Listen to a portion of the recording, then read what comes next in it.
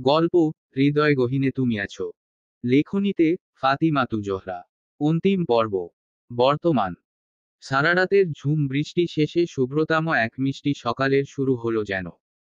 জানালা ঘেঁষে দক্ষিণা উতরা হাওয়া বাহির থেকে ঠেলে শোষো শব্দে পুরো রুম জুড়ে ছেয়ে গেলে সকালের হিমশীতল আবেশে কেঁপে উঠল যেন সিরাত। পিটপিট করে চোখ খুলে তাকালে বাহিরের মৃদু আলো চোখে এসে বাড়ি খেয়ে গেলে কোমরটা কেমন টনটন করছে তার ব্যথায়। সাফিনের কাঁধের উপর থেকে মাথাটা উঠিয়ে নিজের গলায় হাত বুলিয়ে পাশ ফিরে উঠতে নিতে কারো শীতল হাতের স্পর্শ কোমর জড়িয়ে ধরে ঘাড়ের কাছে ঠোঁট শুইয়ে দিতে গরম নিঃশ্বাসের স্পর্শে কেঁপে উঠল যেন সিরাত। ভয়ার্ত চাহনিত পাশ ফিরে তাকাতে সাফিনের ফর্সা স্নিগ্ধময় মুখশ্রী দেখে চোখ দুটি কেমন শীতল হয়ে আসলো সিরাতের। পরক্ষণে কালকে রাতের হওয়া ঘটনাগুলো চোখের সামনে ভাসতে থাকলো সিরাতের। রাতে ঘরের ভিতর ফ্লোরে বসেই ঘুমিয়ে পড়েছিল দুজন। পুরো আস্ত একটা রাত ফ্লোরে ঠান্ডায় কাটিয়েছে দুজন। সাফিনের পরনে নীল রাঙা জিন্স ছাড়া উন্মুক্ত বুকের দিকে চোখ গিয়ে ঠেকে গেলে বুকের মাঝে কেমন কামড়ে উঠল যেন সিরাতের। হুট করেই অবাধ্য এক ইচ্ছে পোষণ করতে চাইছে যেন হৃদয়ে। সাফিনের বুকে মাথা রেখে খুব কাছ থেকে তার হৃৎস্পন্দনের ধুকপুক শব্দ শোনার জন্য প্রেয়সীর হৃদয়ে অসময়ে অবেলার বিতৃষ্ণায় ছেয়ে পড়ল যেন। সাফিনের ঘুমন্ত মুখশ্রীর দিকে দীর্ঘ সময় হা করে তাকিয়ে থেকে হৃদয়ের ব্যাকুলতাগুলো আড়াল করতে ব্যস্ত হয়ে পড়ল সিরাত। আপনার বুকে মাথা রেখে ঘুমনোর সেই স্বপ্নটা যেন আমি অনেকদিন আগেই মাটিচাপা দিয়ে রেখেছিলাম সাফিন। কিন্তু আজ দেখুন, হুট করে আপনি আবারও আমার জীবনে ছুরির আঘাতের ন্যায় প্রবেশ করে আমার শক্ত হাতে গুছিয়ে নেওয়া হৃদয়টাকে আবারও অগোছালো করতে চলে এলেন। আচ্ছা, আপনি আমার সাথে এত কিছু করার পরও এখনো যে আমার উপর তদারকি করতে চলে আসেন, এগুলো আমার খারাপ লাগা না হয়ে ভালো লাগায় পরিণত হয় কেন বলতে পারেন সাফিন? আজ এই অবাধ্য হৃদয় আবারও আপনার পিছু পিছুই পিছুটান অনুভব করছে। আপনার বুকে মাথা রাখাটা কি খুব বেশি অপরাধের হয়ে যাবে সাফিন? আমি বলেছি তোমাকে সে কথা। হুট করেই সাফিনের কণ্ঠ কানের কাছে এসে সাজুরে আঘাত হানতে কেঁপে উঠল যেন সিরাত। ব্যাপারটা কি হলো? তার মানে এতক্ষণ সাফিন ঘুমানোর ভান ধরেছিলেন? বজ্জাতই সাধে বলি ওনাকে।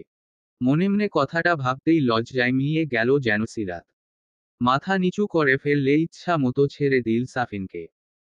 সাফিন সিরাতের ব্যান্ডেজ করে দেওয়া নিজের আহত হাতটার দিকে ধীর চাহনিতে একটিবার তাকিয়ে সিরাতের দিকে খানিকটা ঝুঁকে কোমল স্বরে বলল, উফ সিরাত, তুমি আমার বুকে কেন দরকার পড়লে আমার ঘাড়ের উপর উঠে বসে থাকো? তোমাকে আমি একটিবার ভুল করেও যদি কিছু বলেছি, তো তুমি আমাকে যা খুশি শাস্তি দিবে আমি সবটা মাথা পেতে নেব বেব্বি। একটা কথা মনে রাখবে, এই শাহনেওয়াজ সাফিনের চোখ যার উপর গিয়ে একবার ঠেকে যায় তাকে সে মাথায় করে রাখে। আর আমার চোখে দেখা শ্রেষ্ঠ রমণী হলে তুমি। আর তুমি এখনো আমার বিয়ে করা একটি মায় আহ্লাদের বউ। তাই চুমু খাও, বুকে মাথা রাখো, বা অন্য কিছু করো, শাহনেওয়াজ সাফিনের জান হাজির তোমার কাছে।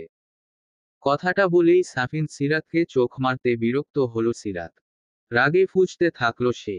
রাগ মিশ্রিত কণ্ঠে বলল, সরুন বলছি আমার থেকে, দ্রুত সামনে থেকে হাঁটুন আপনি। যাহ বাহ বাহ, একটু আগেও তো ঠিক ছিলে, হুট করে আবার কি ভূত চাপলো তোমার মাথায়? এই সত্যি করে বলো তো সিরাত, তোমার আশেপাশে শাকচুন্নি ঘুরে ফিরে তাই না জান? সাফিনের কথা শুনে সিরাতের মাথায় যেন রক্ত উঠে যাওয়ার উপক্রম। দুই হাত দিয়ে সাফিনের বুকে কিক করে উঠে দাঁড়িয়ে পড়লে সাফিন পেছনে থেকে সিরাতের কালো রাঙা ওড়নাটা হাতের মুঠোয় নিয়ে মৃদু হেসে শীতল কণ্ঠে বলল, প্রেয়সীর রূপমাখা মায়াবী মুখটা আজ বড্ড বেশি পোড়াচ্ছে আমাকে। তবে কি প্রেয়সীর থেকে এ অধমের জন্য কখনো ক্ষমা আসবে না? সাফিনের শীতল কণ্ঠের রেশ কানের লতিতে প্রবেশ করে গেলে থমকে দাঁড়ালো সিরাত। কয়েকটা ঢোক গিলে নিল সে। সাফিনের দিকে পিছু ফিরে তাকানোর দুঃসাহস আর দেখালো না সিরাত। পিছু না তাকিয়েই ধীর কণ্ঠে বলল, ছাড়ুন আমাকে, ফ্রেশ হয়ে আসুন। আমি আপনার জন্য ব্রেকফাস্টের ব্যবস্থা করছি। গুলি লেগেছে আপনার, মেডিসিনটাও তো টাইম মতো নিতে হবে নাকি? আর যদি না ছাড়ি, তাহলে আর কি করার? না খেয়ে মরুন আপনি। সিরাতের এমনধারা কথা শুনে ফিক করে হেসে উঠল সাফিন। বলল, অকালে বিধবা হলে তুমিই হবে তাহলে। সাফিনের কথা শুনে বিরক্তি নিয়ে শেষমেশ আর চোখে পিছু ঘুরে তাকিয়ে সাফিনের দিকে কিঞ্চিত রাগ দেখিয়ে ওড়নাটা ছাড়িয়ে নিয়ে দাঁতে দাঁত চেপে ধরে বলল সিরাত, 5 মিনিটের ভেতরে ফ্রেশ হয়ে আসবেন আপনি। আমি এখানে ওয়েট করছি। সাফিন খানিকটা দুষ্টুমির সহিত সিরাতের দিকে তাকিয়ে চোখ মেরে বলল, চলো না বউ, একসাথে যাই। সাফিনের কথা শুনে লজ্জায় কান গরম হয়ে আসলো যেন সিরাতের। চোখ পাকিয়ে সাফিনের দিকে তাকিয়ে করা ভাবে বলল, আপনি যাবেন নাকি কিল খাবেন? শয়তানের হাড্ডি। পাখে একটা গুলি লাগলো তবুও ওনার শিক্ষা হয়নি।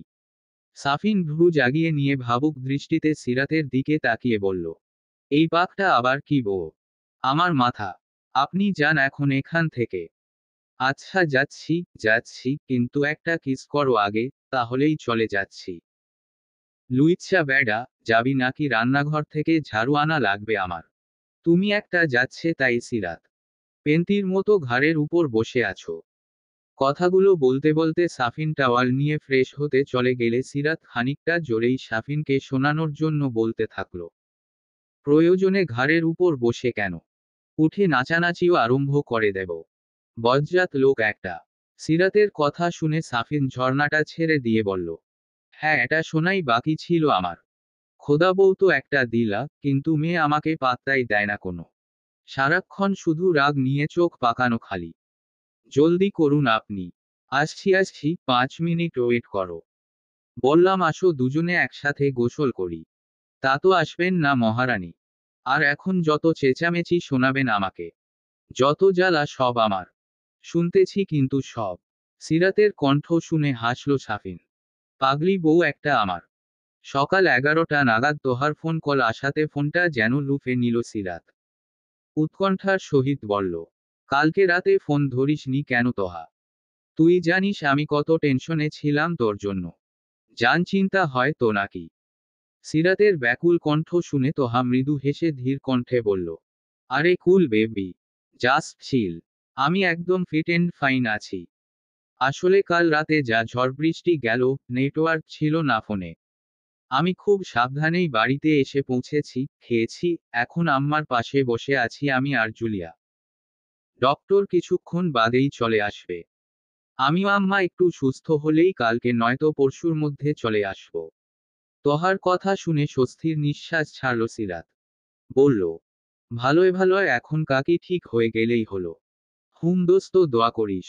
অলওয়েজ করিস সেটা। আমি জানি তো জান। হাসল সিরাত। বলল, নিজের খেয়াল রাখবি কিন্তু তোহা। টাইমের কাজ টাইমে করবি কিন্তু। আচ্ছা আমার সোনা, আমি সব বুঝে গেছি। এই সেইম কাজটা যেন নিজেরও করতে শুনি। সিরাত হেসে মাথা নাড়িয়ে সায় দিল শুধু তোহাকে। সাফিন নাস্তা করে সিরাতের কথা অনুযায়ী মেডিসিন নিয়ে তারপর সোফায় বসে টিভি দেখছে এবং আর চোখে সিরাতের দিকে তাকাচ্ছে। সিরাত তোহার সাথে কথা শেষ করে তার দিকে এগিয়ে এসে ধীর কণ্ঠে বলল, কি দেখছিলেন এদিকে? তোমাকে। সাফিনের সোজাসাপটা উত্তর শুনে ভ্রু জাগিয়ে ফেলল সিরাত। ভ্রুযুগল নামিয়ে ফেলে ধীর কণ্ঠে বলল, হুম। কথা বলেই রান্নাঘরের জানালার কাছে এসে দূরে একটা মেয়েকে রুমের দিকে তাকিয়ে থাকতে দেখে একটা ভেঙচি কেটে সাজুরে জানালাটা আটকে দিতে সাফিন সিরাতের দিকে তাকালে সিরাত মুখ ঝামটা দিতে সাফিন কি হলো বুঝতে না পেরে হা হয়ে গেল পুরো। শীতল কণ্ঠে বলল, মাঝে মধ্যে কি যে হয় না তোমার সিরাত। আল্লাহই ভালো জানেন। দুপুরের দিকে সাইলেন্ট করা ফোনটা হাতে নিতে একটানা জুবায়ের, আমেনা বেগম, মোস্তফা সাহেবের ফোন কল দেখে মাথা চক্কর দিয়ে গেল যেন সাফিনের। রান্নাঘরে সিরাত দুপুরের জন্য রান্না করতে ব্যস্ত। আকাশটা আবারও কেমন মেঘমেঘ করছে। হুট করে দেখা গেল অঝরে কান্না জুড়ে দিল শহরে। আর চোখে রান্নাঘরে সিরাতের দিকে সাফিনের চোখ পড়ে গেলে সিরাতের নাকের ডগায় কেমন ঘেমে উঠেছে দেখে হাসল সাফিন।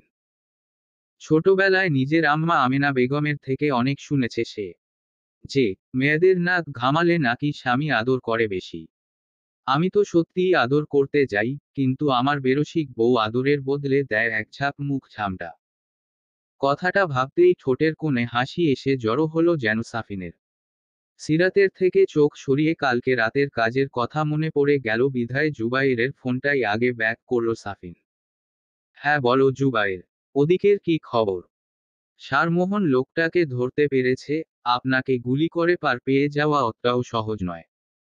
লোকটা হলো ওই পার্টির ছেলেটার বাপের পাঠানো লোক। আমরা যে হাত পা ভেঙে দিয়ে হাসপাতালে অ্যাডমিট করেছি ওই ছেলেটা সবকিছু তার বাপকে জানিয়েছে। তো তার জন্যই ম্যামকে মারার জন্য লোক পাঠিয়েছিল। কিন্তু আপনি মাঝপথে বাধা হয়ে গেলেন আর কি। এখন এই লোকটাকে কি করব আমরা সেটা একবার বলুন শুধু। যে লোকটা মারতে এসেছে তার পা ভেঙে হালকার মধ্যে ছেড়ে দেও।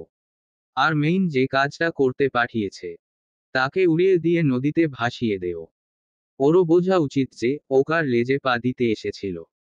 সাফিনের কথা শুনে মৃদু হেসে উঠল জুবায়ের। ধীর কণ্ঠে বলল, ওকে হো স্যার। আচ্ছা জুবায়ের শোনো।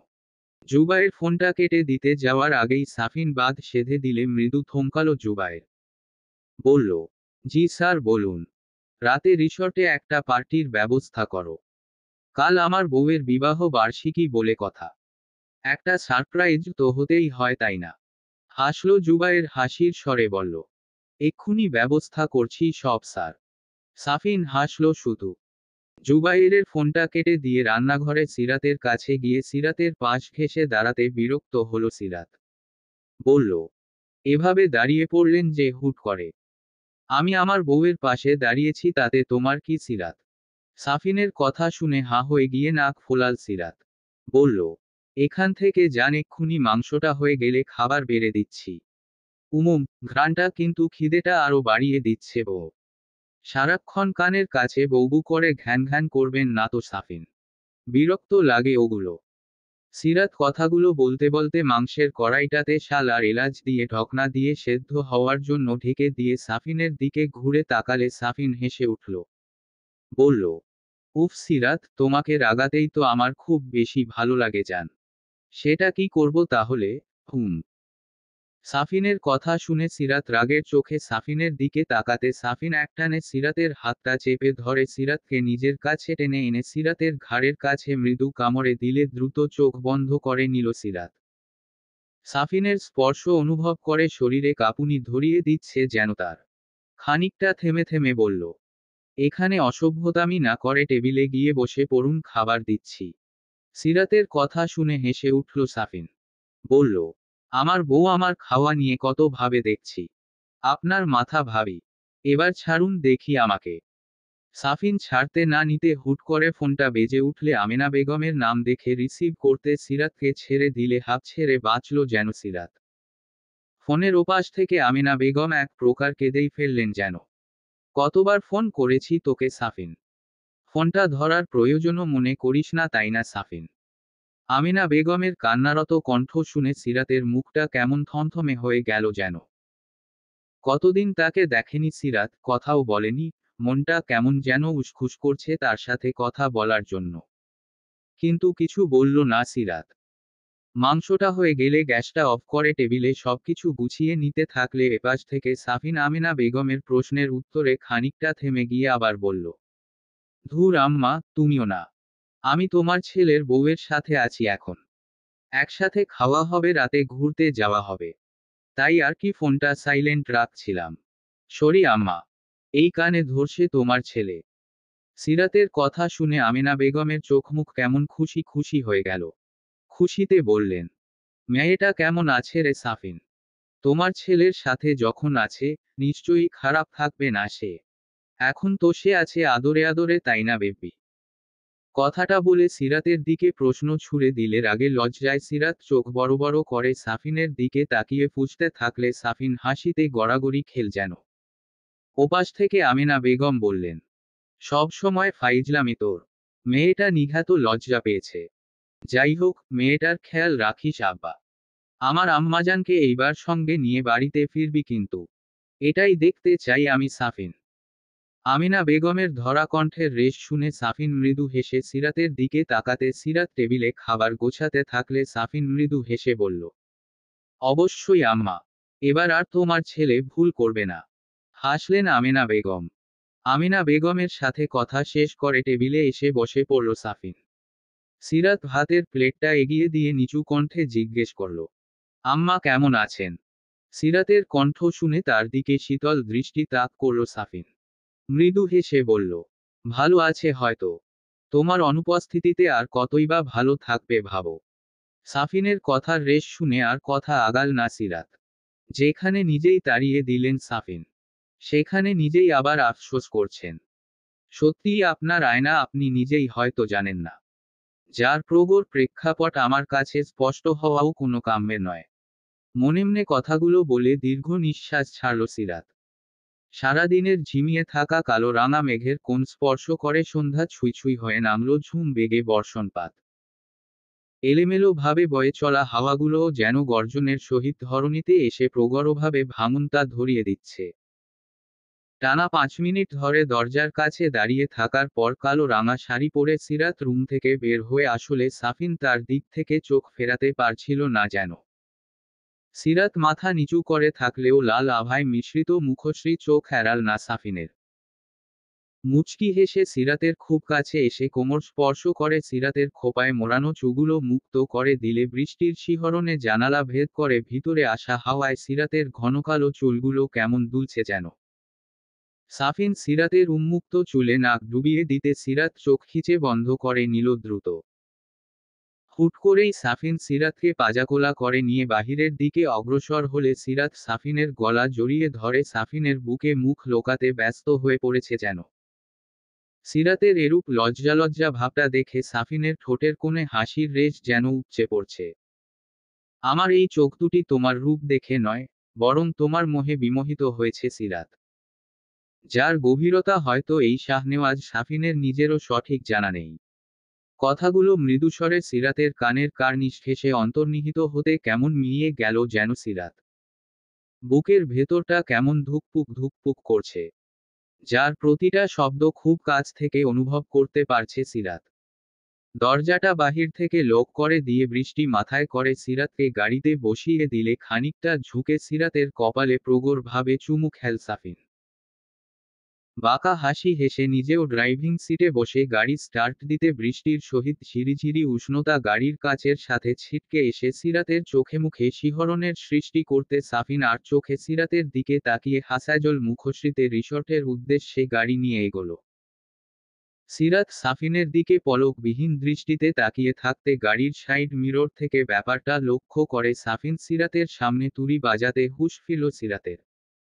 সাফিন একগাল হাসি হেসে দুষ্টুমির সহিত বলল, প্রেমে পড়ে গেছো আমার তাই তো শোনা। এই বলো না সিরাত, প্লিজ প্লিজ। সিরাত সাফিনের কথার পাত্তা না দিয়ে বাহিরের দিকে তাকাতে হিমেল স্রোতে চোখনয় বন্ধ হয়ে আসছে যেন তার। আপনার এই হাসির প্রেমে পড়েছি বহুদিন আগে সাফিন। এক মুঠো রোদও তার আলোকে মুঠোবন্দি করার জন্য একটিবার হলেও সুযোগ খুঁজে দেয়। আমিও না হয় আর একটু নির্লজ্জ হয়ে আপনাকে দ্বিতীয় সুযোগ দিচ্ছি। পারলে এবার আমাকে বৃষ্টির শিহরণে হৃদয় গহীনে আগলে রেখে দেখান। আপনার এই হাসির প্রেমে পড়েছি বহুদিন আগে সাফিন। এক মুঠো রোদও তার আলোকে মুঠোবন্দি করার জন্য একটিবার হলেও সুযোগ খুঁজে দেয়। আমিও না হয় আর একটু নির্লজ্জ হয়ে আপনাকে দ্বিতীয় সুযোগ দিচ্ছি। পারলে এবার আমাকে বৃষ্টির শিহরণে হৃদয় গহীনে আগলে রেখে দেখান।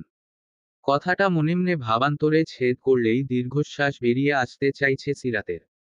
বিষণ্ণ মুখনয় গাড়ির কাজ ভেদ করে বাহিরে বাড়িয়ে দিলে সাফিন তার দিকে নির্বিকার চাহনিতে তাকিয়ে মৃদু হেসে ড্রাইভিংয়ে মনোযোগ দিল। তোমার আর আমার মাঝে পার্থক্য কি জানো সিরাত? আমার তোমার মাঝে প্রবল বেগে মিশে যাওয়া, আর তোমার আমাকে বুঝেও অবুঝ থাকা। সাফিনের কথাটা সিরাতের অন্তরে এসে ছেদ করে গেলে ছলছল করে উঠল যেন তার চোখ নয়। ভেতর থেকে বেরিয়ে আসতে চাইছে শুধু একরাশ দীর্ঘশ্বাস। দক্ষিণা ঝড়বৃষ্টি মাথায় করে গাড়ি এসে রিসর্টর সামনে দাঁড়াতে জুবায়ের দ্রুত ভেতর থেকে ছাতা হাতে তাদের দিকে এগিয়ে এসে একগাল হেসে বলল, সার ভিতরে গেস্টরা সব এসে পড়েছে। সব ঠিকঠাক আছে। এখন মেইন যাদের উদ্দেশ্যে পার্টিটা করা তারা ভেতরে গেলেই হয়। সাফিন মৃদু হেসে গাড়ি থেকে নেমে পড়লে জুবায়ের সাফিনের মাথায় ছাতা ধরে দাঁড়াতে জুবায়েরের হাত থেকে ছাতাটা নিয়ে নিল সাফিন। ধীর পায়ে সিরাতের দিকে এগিয়ে গিয়ে গাড়ির দরজাটা খুলে দিয়ে সিরাতের দিকে ডান হাতটা বাড়িয়ে দিলে তাদেরকে দেখে জুবায়ের হাসল শুধু। বৃষ্টির উষ্ণতা তার চুল স্পর্শ করে যাচ্ছে যেন। হাত দিয়ে নিজের মাথার ঝাঁকড়া চুলগুলো পেছনে থেকে মৃদু আঁকড়ে ধরে বলল, স্যার, আমি তাহলে সংগঠনের দিকটায় গেলাম। হেলাল আর মোহন একা একা কি করছে কে জানে। জুবাইরের ইঙ্গিত বুঝতে পেরে হাসল সাফিন। চোখ দিয়ে ইশারা করতে গাড়ি নিয়ে বেরিয়ে পড়ল জুবাইর। সিরাত এক পলক সাফিনের হাতের দিকে তো আরেক পলক সাফিনের দিকে তাকিয়ে রইলে ভ্রু কিঞ্চিত পরিমাণ জাগিয়ে ফেলল সাফিন। মৃদু হেসে ধীর কণ্ঠে বলল, কি কোলে নিতে হবে তোমাকে? সিরাত চোখ বর্ষর করে নিলে সাফিন হো হো করে হেসে উঠল। বলল, বউ আমার গাড়ি থেকে না নামতে চাইলে তো তাকে কোলে করেই নামাতে হবে, তাই না? সাফিনের কথা শুনে তাকে চোখ রাঙাল সিরাত।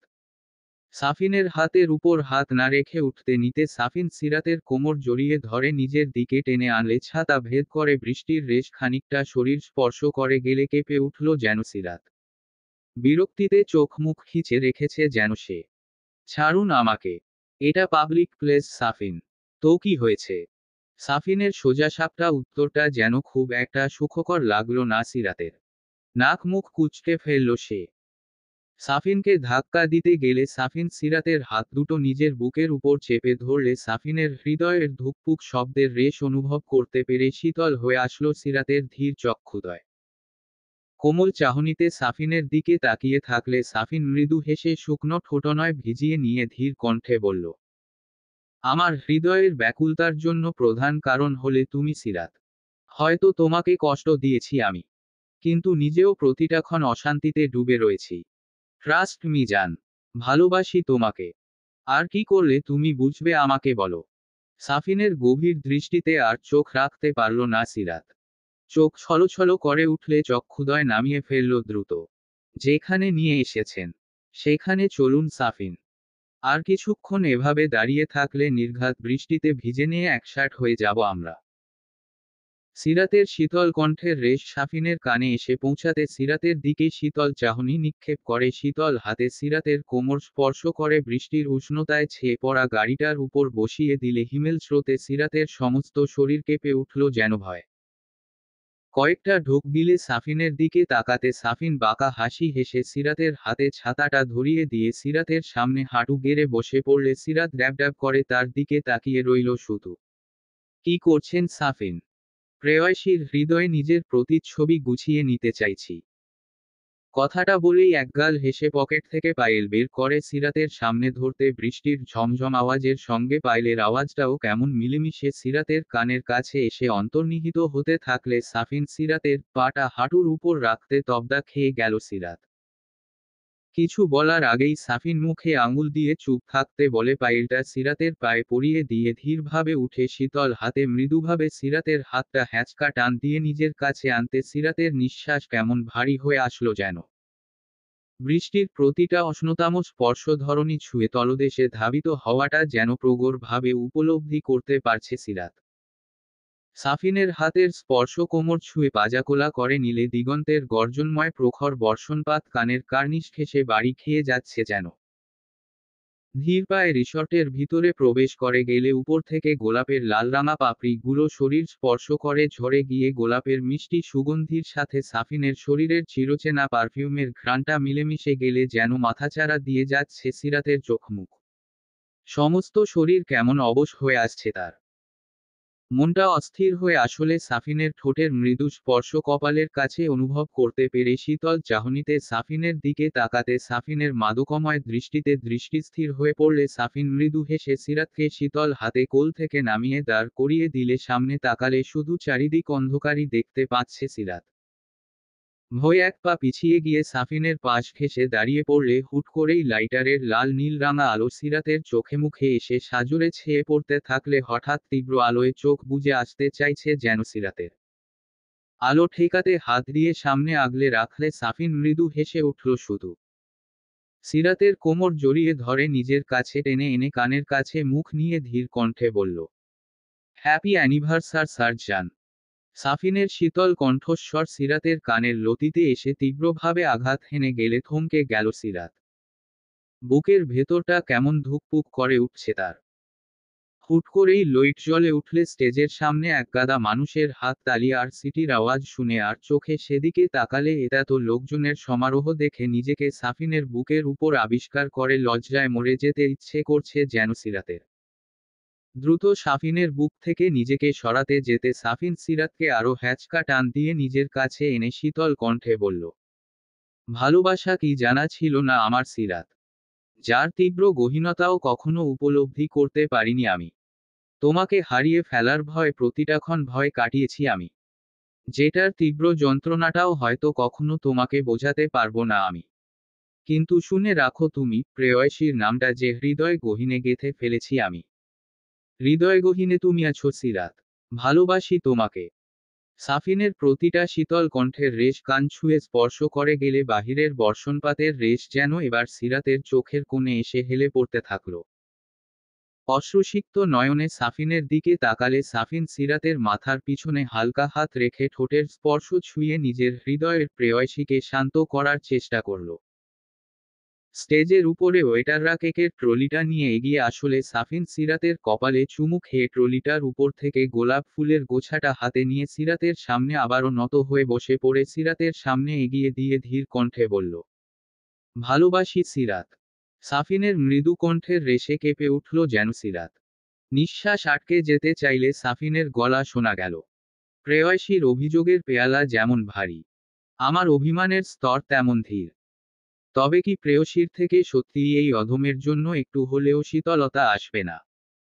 সাফিনের কণ্ঠ কঁপতে থাকলে সিরাতের অন্তরের তোলপাড়গুলো কেমন দৃঢ় হতে থাকল। চারপাশে লালরাঙা পর্দায় গোলাপের সাজে সজ্জিত রিসোর্টটা থেকে বৃষ্টির সহিত গোলাপের সুগন্ধির মিষ্টি হাওয়ার মিশ্রণ সিরাতের নাকের কাছে ছেয়ে গিয়ে তার অস্তিত্বের জানান দিয়ে যাচ্ছে যেন। কয়েকটা ঢোক গিলে কাঁপা কাঁপা হাতে গোলাপের গোছাটা হাতে নিতে সাফিনের ঠোঁটের কোণে হাসির রেশ ফুটে উঠল যেন। গেস্টরা সবাই তাদের নিয়ে ভিডিও করতে ব্যস্ত হয়ে পড়ল যেন। সাফিনের কড়া রকমের আদেশে মিডিয়ায় কথাটা পাঁচকান করতে নিষেধ হওয়া সত্ত্বেও মিডিয়ার চোখ এড়াল না ব্যাপারটা। হুট করেই মিডিয়া এসে তাদের দিকে বিভিন্ন প্রশ্ন ছুড়ে দিতে থাকলে সাফিন তাদের দিকে এগিয়ে যেতে নিতে পিছুটান অনুভব করলে। সিরাতের কোমল হাতের স্পর্শ সাফিনের হাতটা ধরে ফেললে চমকাল সাফিন। পিছু ফেরার আগেই সিরাতের ধীর কণ্ঠের গান তার কান ঘেঁষে পৌঁছাতে থমকে গেল সাফিন। যা তুঝে মাফ কিয়া, प्यार की राह में मुझको छोड़ने वाले, जा तुझे माफ किया, दिल को तोड़ने वाले, छीता में खुपा क्यों प्यार बनाया, जो लूटे दिल का जहा, दिल इतना रुला फेगा में मुझको रहा, कि आपने है अनजाना, टूटकर प्यार करे दिलो जो बिखर जाता है, इसको तो सामने आंखों के क्यों कर जाता है, आपने धड़कन को मेरे दिल से जोड़ने वाले, जा तुझे माफ किया दिल को तोड़ने वाले। গানের সঙ্গে সঙ্গে সাফিনের কাছে ধীর পায়ে এগিয়ে গিয়ে শীতল চাহনিতে তার দিকে তাকিয়ে এক হাতে সাফিনের শার্টের কলারটা টেনে ধরে নিজের মুখোমুখি এনে অন্য হাতে সাফিনের পকেট থেকে বন্দুকটা বের করে সাফিনের বুক বরাবর ধরতে সিরাতের হঠাৎ এরকম আচরণে সাফিন কেমন তবদা খেয়ে গেল যেন। বঝে দিল পে মোহাব্বত কা উতারু ক্যাছে, ক্যাকে দো বল পে এক উমর গুজারু ক্যাছে, রাখতি পে মান পে আপনকো ভুলোনে वाले, जा तुझे माफ किया दिल को तोड़ने वाले, छीता में खुपा क्यों प्यार बनाया, जो लूटे दिल का जहा, दिल इतना रुला फेगा में मुझको रहा, के आपने है अनजाना। সিরাত সাফিনের ঘাড়ের কাছে মৃদু কামড়ে দিলে চোখ বন্ধ করে সাফিন। ধীর কণ্ঠে বলল, কেয়া সিনে জানস, সবাই কিন্তু এখনো আমাদেরকে দেখছে। সাফিনের দুষ্টুমি মিশ্রিত কণ্ঠস্বর শুনে সিরাত মাথা নিচু করে ফেললে সাফিন পেছনে থেকে সিরাতের হাতটা ধরে নিয়ে বন্দুকটা নিয়ে গিয়ে পকেটে পুরে নিয়ে সিরাতের দিকে কয়েক ধাপ এগিয়ে গিয়ে সিরাতের কোমর জড়িয়ে ধরে নিজের কাছে টেনে এনে সিরাতের মাথার পেছনে হাত ঠেকিয়ে দিয়ে রিসর্টের একগাদা মানুষের সামনে সিরাতের ঠোঁটে ঠোঁট ডুবিয়ে দিতে গেস্টরা কেউ কেউ লজ্জায় হা হয়ে গিয়ে চোখ ঢেকে ফেলছেন তো কেউ কেউ তাদের দিকে ভ্রু জাগিয়ে তাকিয়ে দেখছেন। সাফিনের কলিগ মিস্টার সিংহানিয়ার 5 বছরের ছেলে রাজ ড্যাব ড্যাব করে তাদের দিকে তাকিয়ে থাকলে মিস্টার সিংহানিয়া নিজের ছেলের চোখ ঢাকতে নিতে তার ছেলে তার হাতে কামড়ে দিয়ে হাত সরিয়ে ফুপিয়ে ফুপিয়ে বলল, ড্যাড চোখ বন্ধ করে দিচ্ছ কেন, দেখতে দেও আমাকে, বাচ্চারা এসব দেখে না বাবা, তুমি নিজে বাচ্চা হবে, আমি না। নিজের ছেলের এরমধারা কথা শুনে মিস্টার সিংহানিয়া হা হয়ে গেলেন পুরো। এই আজকাল যুগের বাচ্চারাও না, যাচ্ছে তাই একেবারে। দীর্ঘ সময় নিয়ে সিরাতের ঠোঁট ছেড়ে দিতে হাঁপ ছেড়ে বাঁচল যেন সিরাত।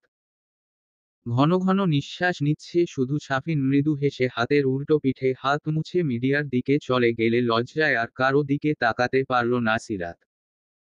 মিডিয়ার লোক এতক্ষণ সব ভিডিও করে রাখতে ধীর চাহনিতে ক্যামেরার দিকে তাকিয়ে মৃদু হাসলে মিডিয়ার একজন বলে উঠল, স্যার, আপনার আর ম্যামের বিয়ের এত বছর পর অ্যানিভার্সারি পালন করার কারণটা জানতে পারি?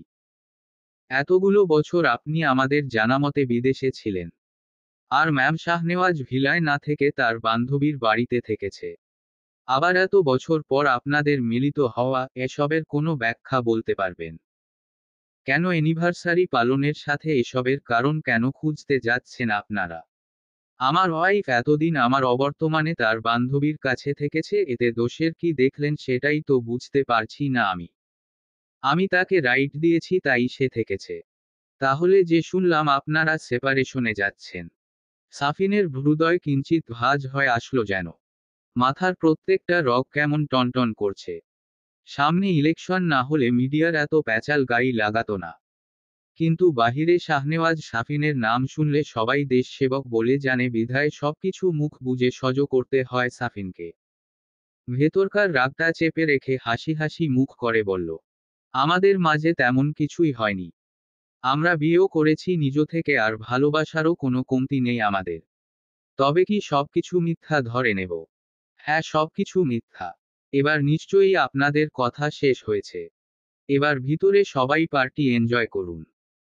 কথাটা বলেই পিছু ফিরে তাকিয়ে সিরাতকে খুঁজতে নিতে স্টেজের দিকে তাকিয়ে সিরাতকে না দেখতে পেয়ে হৃদয় নিমিষেই বেগতিক হয়ে গেল সাফিনের। পার্টি সং চালু করে সবাই ডান্স করতে ব্যস্ত। এদিকে কেকের ট্রলিটা স্টেজেই রয়েছে কিন্তু সিরাত উধাও। চারদিকে হাই ভলিউমে মিউজিকের মাঝে কাউকে জিজ্ঞেস করাটাও খুব একটা সহজ হবে না। কানে ব্লুটুথ গুজে গার্ডদের ফোন কল করতে মিউজিকের সাউন্ড ছাড়া কিছু শোনা গেল না। এদিকে মিউজিক অফ করে দিলে মিডিয়া এক পায়খানা। ইলেকশনের আগে কোনো রকম অশান্তিতে জড়াতে চাচ্ছে না সাফিন। এমনিতেই শহরের হাওয়া খুব একটা ভালো যাচ্ছে না। মোস্তফা সাহেব বাহির থেকে এখনো দেশে এসে পৌঁছাননি। তার উপর সিরাতকে নিয়ে এমনিতেই এবার একটু ভয় আছে সাফিন। সকাল থেকে বুকের উপর কেমন পাথর চাপা পড়ে আছে তার। চারদিকে চোখ বুলিয়ে সিরাতকে দেখতে না পেলে নিঃশ্বাস আটকে আসতে চাইছে যেন সাফিনের। কিছু একটা ভেবে রিসর্টের কোণে থাকা সিসিটিভি ফুটেজটার দিকে তাকিয়ে তিরিক্ষি চোখনয় দিয়ে সেদিকে তাকিয়ে ভাবল, সিসিটিভি ফুটেজ থেকে অবশ্যই দেখা যাবে। অন্যথা মিউজিক অফ করে দিতে বাধ্য হবে সাফিন। দ্রুত গতিতে নিজের স্থান ত্যাগ করে বাহিরে চলে এসে স্টোর রুমের দিকে যেতে নিতে হুট করে তড়িৎ গতিতে ফোনটা বেজে উঠলে ভড়কে গেল সাফিন। হৃদয় কিঞ্চিত ভাঁজ করে ব্লুটুথ অন করে দিতে ওপাশ থেকে গম্ভীর কণ্ঠের রেশ সাফিনের কানে এসে যেন সাজোরে আঘাত হেনে গেল। শাহনেওয়াজ, শাহনেওয়াজ, শাহনেওয়াজ। সাফিন, তাই তো। অনেক সহ্য করেছি তোমার বাড়াবাড়ি। এবার তোমার শেষ হওয়ার পালা। তোমার ভালোবাসার ওয়াইফ আমার কাছে বন্দি আছে। কি যেন নাম? ও হ্যাঁ, সিরাত। পারলে তাকে মৃত্যুর হাত থেকে রক্ষা করে দেখাও। দেখা যাক শাহনেওয়াজ সাফিনের দৌড় কত দূর। আধা ঘন্টা সময় দিচ্ছি তোমাকে। বাকিটা তুমি বুঝে নেও। কিন্তু ভুলেও তোমার সাঙ্গ পাঙ্গ নিয়ে এসো না যেন। তাহলে আমার হাতের একটা গুলি আর তোমার সাধের বউয়ের জীবন এখানেই সমাপ্ত। হুট করেই অজানা নম্বরে এরমধারা কথা শুনে থমকে গেল যেন সাফিন। রাগে মাথা টনটন করে উঠল যেন তার। চোখ মুখের ভাবভঙ্গি নিমিষেই পাল্টে গেলে রাগ মিশ্রিত কণ্ঠে চিবিয়ে চিবিয়ে বলল, শুয়োরের বাচ্চা, আমার সিরাতকে কি করেছিস বল আগে। কোথায় রেখেছিস ওকে? ভুলে যাস না আমি একটাবার হাত তুললে জাঁকজমক পরিবেশও নিস্তেজ হয়ে যায়। ভুল জায়গায় হাত দিয়ে ফেলেছিস তুই। এর ফল তোকে পেতে হবে। সাফিনের কণ্ঠস্বর শুনে ওপাশের মানবটি হেসে উঠল যেন। বলল, জাস্ট আধা ঘন্টা। কথাটা বলেই ওপাশ থেকে ফোনটা কেটে দিতে সাফিনের মাথায় রক্ত চেপে বসল যেন। দ্রুত ওই নম্বরে আবার ডায়াল করলে ডিসেবল শোনালে রাগগুলো এবার যেন দলা পাকিয়ে গেল সাফিনের। রাগে সমস্ত শরীর রীতিমতো কাঁপছে যেন তার। ছাতাবিহীন বৃষ্টির প্রতিটা শিশিরবিন্দু যেন সমস্ত শরীর জুড়ে ছড়িয়ে পড়ছে সাফিনের। ফোনটা পকেটে রেখে এক ছুটে স্টোর রুমে চলে এলে গার্ডদের সরিয়ে দ্রুত নিজেই সিসিটিভি ফুটেজ চপক করতে নিতে কালো রাঙা অবয়ব দেখে রাগে গার্ডদের দিতে তাকাতে গার্ডগুলো হুট করে সাফিনের পদধূলিতে যেন অবাকের চূড়ান্ত পর্যায়ে গিয়ে দাঁড়ালো। একজন বলে উঠল, স্যার এনি প্রবলেম? কিছু কি হয়েছে? গাধার মতো এখানে বসে থাকো আর গান্ডেপিণ্ডে গিলতে পারলেই কাজ শেষ তোমাদের। এদিকে সিসিটিভি ফুটেজের উপরে যে কাপড় এঁটে দিয়েছে সেদিকে কোনো খেয়াল রাখো তোমরা? একটাকেও আমার চোখের সামনে দেখতে চাইছি না এখন। সবকটার চাকরি নেওয়া হবে যদি আমি আমার সিরাতকে না পাই। কথাটা বলেই টি টেবিলের উপর নিজের হাতটা সাজুরে আঘাত হানতে কেঁপে উঠল গার্ডরা। কিছু বলার আগেই সাফিনের রক্তিম চোখনয় চোখ পড়ে গেলে ভয় কয়েকটা ঢোক গিলে দ্রুত রুম থেকে চলে গেলে ভেঙে পড়ল যেন সাফিন। মাথা কাজ করতে চাইছে না যেন তার। হৃদয় চিরে বেরিয়ে আসতে চাইছে শুধু বেহা কান্নার রেশ। কেন এমন হয় বলতে পারো সিরাত?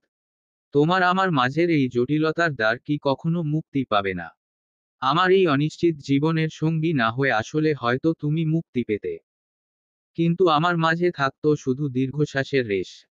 ভালোবাসি তোমাকে সিরাত। তুমি হারিয়ে গেলে হয়তো সেদিন এই শাহনেওয়াজ সাফিনও নিজ জীবনে হেরে যাবে। শেষ হয়ে যাব আমি। শুনতে পারছো তুমি আমাকে? জানি না তুমি কি অবস্থায় আছো সিরাত, কিন্তু আমি বেঁচে থাকতে বিন্দু পরিমাণ আঁচও তোমার গায়ে লাগতে দেব না আমি। কথাগুলো ভাবান্তারে ছেদ কেটে যেতে ডুকরে কেঁদে উঠল যেন সাফিন। ক্লান্তিতে ঘেরা মুখনয় নিয়ে দ্রুত পায়ে ছাতাবিহীন বৃষ্টির শিহরণ শরীরে ছুঁয়ে গাড়িতে উঠে পড়ে গাড়ি স্টার্ট দিতে মাথায় কোনো কিছু আসছে না সাফিনের। আমার ব্যাকুল হৃদয়ের কারণ হলে তুমি সিরাত। তোমাকে হারিয়ে ফেললে আমি নিমিষেই শেষ হয়ে যাব।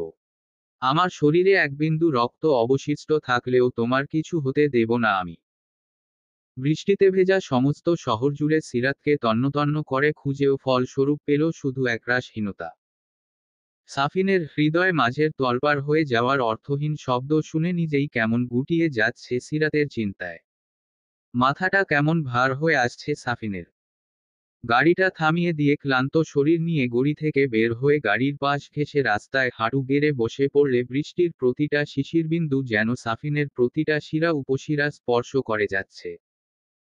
দূরে ল্যাম্পপোস্টের হলুদরঙা অবয়ব চোখে মুখে এসে ছেয়ে পড়তে থাকলে সাফিনের ফর্সা তৈলাক্তময় চেহারা যেন আরো উজ্জ্বল হয়ে উঠেল। কালে রাঙা গাড়িটার সাথে নিজের মাথা ঠেকিয়ে দিতে ভেতর থেকে বেরিয়ে আসতে চাইছে শুধু সাফিনের একরাশ দীর্ঘশ্বাস। কিছুক্ষণ আগেও যে দিনটা আমাদের জীবনের শ্রেষ্ঠ দিন হতে চলেছিল, এখন সেই দিনটাই আমাদের কাল হয়ে দাঁড়ালো সিরাত। আমার হৃদয়ের এই অসহ্য যন্ত্রণা শুধু তুমিময় প্রাপ্তি সিরাত। তোমাকে বুকে না জড়ানো পর্যন্ত শান্তিতে নিঃশ্বাস অবধি নিতে পারছি না আমি। তবে কি তোমাকে ভুল বোঝার শাস্তি দিচ্ছ এটা তুমি আমাকে? এতটা নিষ্ঠুর তুমি সিরাত? কথাগুলো সাফিনের মনের মাঝে দলা পাকিয়ে গেলে অদৃশ্য লোকটার টাইমের দিকটা মনে পড়তে ভেতরটা কেমন মুচড়ে উঠল যেন সাফিনের। দীর্ঘ নিঃশ্বাস ছেড়ে ভাবনার অতল গহীনে ডুবে থাকলো খানিক। পরক্ষণে ভাবনায় ছেদ পড়ে গেলে বৃষ্টিতে ভেজা চুলগুলোতে ঝাড়ি দিয়ে গাড়িতে উঠে বসে গাড়ি স্টার্ট দিল সাফিন। অন্ধকার রুমটাতে কাঠের চেয়ারের সাথে নিজেকে হাত পা বাঁধা অবস্থায় দেখে হুট করেই সিরাতের হুঁশ ফিরে আসলে যেন চারদিকে অন্ধকারে আচ্ছন্ন দেখে ভয় কেঁপে উঠল সিরাত। টিনের চালের উপর বৃষ্টির ঝমঝম আওয়াজটা কানের লতিতে গাঢ়ভাবে এসে পৌঁছাতে ঝিমিয়ে থাকা আবছায়াম হলুদরঙা লাইটারের আলো চোখে মুখে এসে ছেয়ে পড়তে থাকলে পিটপিট করে চারদিকে চোখ বোলাল সে। ঘোরের মধ্যে আছে যেন সে। আশেপাশে পর্যাপ্ত পরিমাণ ড্রাম, বিয়ারের খালি বোতল ছড়িয়ে ছিটিয়ে রয়েছে যেন। আবছায়াম রুমটার ভেতর থেকে আসছে বাজে একটা উদ্ভট গন্ধ। নাক মুখ কুঁচকে এসে শরীরে থাকা এনার্জি যেন বমি হয়ে বেরিয়ে আসতে চাইছে সিরাতের। মিনিট খানিক লাগলো তার বুঝতে সে আবারও কিডন্যাপড হয়েছে। বুকের ভেতরকার জ্বালার ভাবটা যেন গাঢ়ভাবে আঘাত হানতে ব্যাকুল হয়ে পড়েছে। কিছুক্ষণ নিজেকে ছাড়ানোর বৃথা চেষ্টা চালাতে গেলে সফল না হলে ডুকরে কেঁদে উঠল সিরাত। তার যতটুকু মনে পড়ছে সে স্টেজের উপর ছিল, কিন্তু তারপর আর মনে করতে পারছে না কিছু। সবকিছু ঝাপসাভাবে চোখের সামনে ভাসতে থাকলে ভয় গুটিয়ে গেল যেন সিরাত। বন্ধ দরজার আড়ালে বাহিরের বৃষ্টি স্নানময় বৃষ্টির রেশও যেন চোখে পড়ার জন্যেই। অন্ধকারে নিঃশ্বাস আটকে আসতে চাইছে সিরাতের। কাকে ধরে এনেছি আমি এখানে? ওমা, এ দেখি আমাদের শাহনেওয়াজ শাফিনের বিবাহিতা স্ত্রী মনে হচ্ছে। হুট করেই মাইক্রোফোনে কারো গম্ভীর কণ্ঠের হাসির রেশ কানের কাছে এসে পৌঁছাতে থমকে গেল যেন সিরাত। ভয়ের সহিত কান খাড়া করে রাখলে বাহিরের ঝুম বর্ষণপাতের ঝমঝম আওয়াজের কারণে পুরোটা স্পষ্ট হয়ে আসছে না যেন সিরাতের। অনাকাঙ্ক্ষিত মানবটাকে চারদিকে খুঁজতে থাকলে প্রশস্তভাবে হাসির স্বর শুনে চেয়ারের সাথে আরো গুটিয়ে গেল যেন সিরাত। মুখের ভেতরে কাপড় গুজে থাকায় মুখ থেকে উমুম শব্দ ছাড়া কিছু বের হচ্ছে না সিরাতের। কান্নাগুলো দলা পাকিয়ে যাচ্ছে তার। ঘন ঘন নিঃশ্বাস টানতে থাকলে অদৃশ্য মানবটির কণ্ঠ শোনা গেল আবারও। তোমার সাথে আমার কোনো শত্রুতা ছিল না সিরাত। ভুলটা তো গিয়ে ঠেকালে সাফিনকে বিয়ে করো। অবশ্য তোমাদের বিয়েটাই বা কত পার্সেন্ট সত্যি ছিল? তোমাকে তো আমার গোনাই ধরিনি সিরাত। কিন্তু আফসোসটা তো ফেলে দিল সাফিন। তোমার জন্য একটুও মায়া হলো না তার। এই শাহনেওয়াজ ভিলার সব মানুষজন, রাজবাড়ি, এসব একটা মুখোশের আড়ালে আবদ্ধ বুঝলে তুমি। আর মায় কয়েক প্রহর পরই তোমাকে তো সেই উপরেই চলে যেতে হবে। কি লাভ হলো বলো তো তোমার? তোমার মতো একটা মিডল ক্লাস মেয়ের এই বিশালাকা বাড়িতে সবার গোপনে বিয়ে করাটা কি ঠিক হয়েছে? ওহো, মেইন টপিকে চলে আসা যাক তাহলে। তোমাকে শেষ করে দেওয়ার কড়া আদেশ এসেছে কিন্তু আমার কাছে। এর জন্য আমি 50 কোটি টাকা পাবো বুঝলে। তবে আমার যে এইসব 50-60-এ চলবে না। আমার চাই 500 কোটি দামের রাজবাড়ি। উপোস, তোমার লাভটাই খারাপ বুঝলে সিরাত। 1000 কোটি টাকার মালিক হয়েও টিকিটিও জানতে পারলে না তুমি। হা হা হা। অদৃশ্য আগন্তুকের কথার আগা মাথা কিছু বুঝতে না পেরে চারপাশে তাকাচ্ছে তাকে দেখার জন্য। বুকের ভেতরকার উথালপাতাল ঢেউটা কেমন দ্রুত থেকে দ্রুতগতির হয়ে আসছে তার। চেয়ারের সাথে হাতের কড়াভাবে বাঁধনটাও যেন সমস্ত শরীরের শিরায় শিরায় ব্যথার সৃষ্টি করছে সিরাতের। চোখ বেয়ে অনবরত পানি ঝরে পড়তে থাকলে বৃষ্টির ঝমঝম আওয়াজের সহিত বিকট শব্দে গুলির আওয়াজ কানের কাছ ঘেঁষে তীব্রভাবে আঘাত হানতে ভয় কেঁপে উঠল সিরাত। সমস্ত হাপা ক্ষণে ক্ষণে কাঁপছে যেন তার।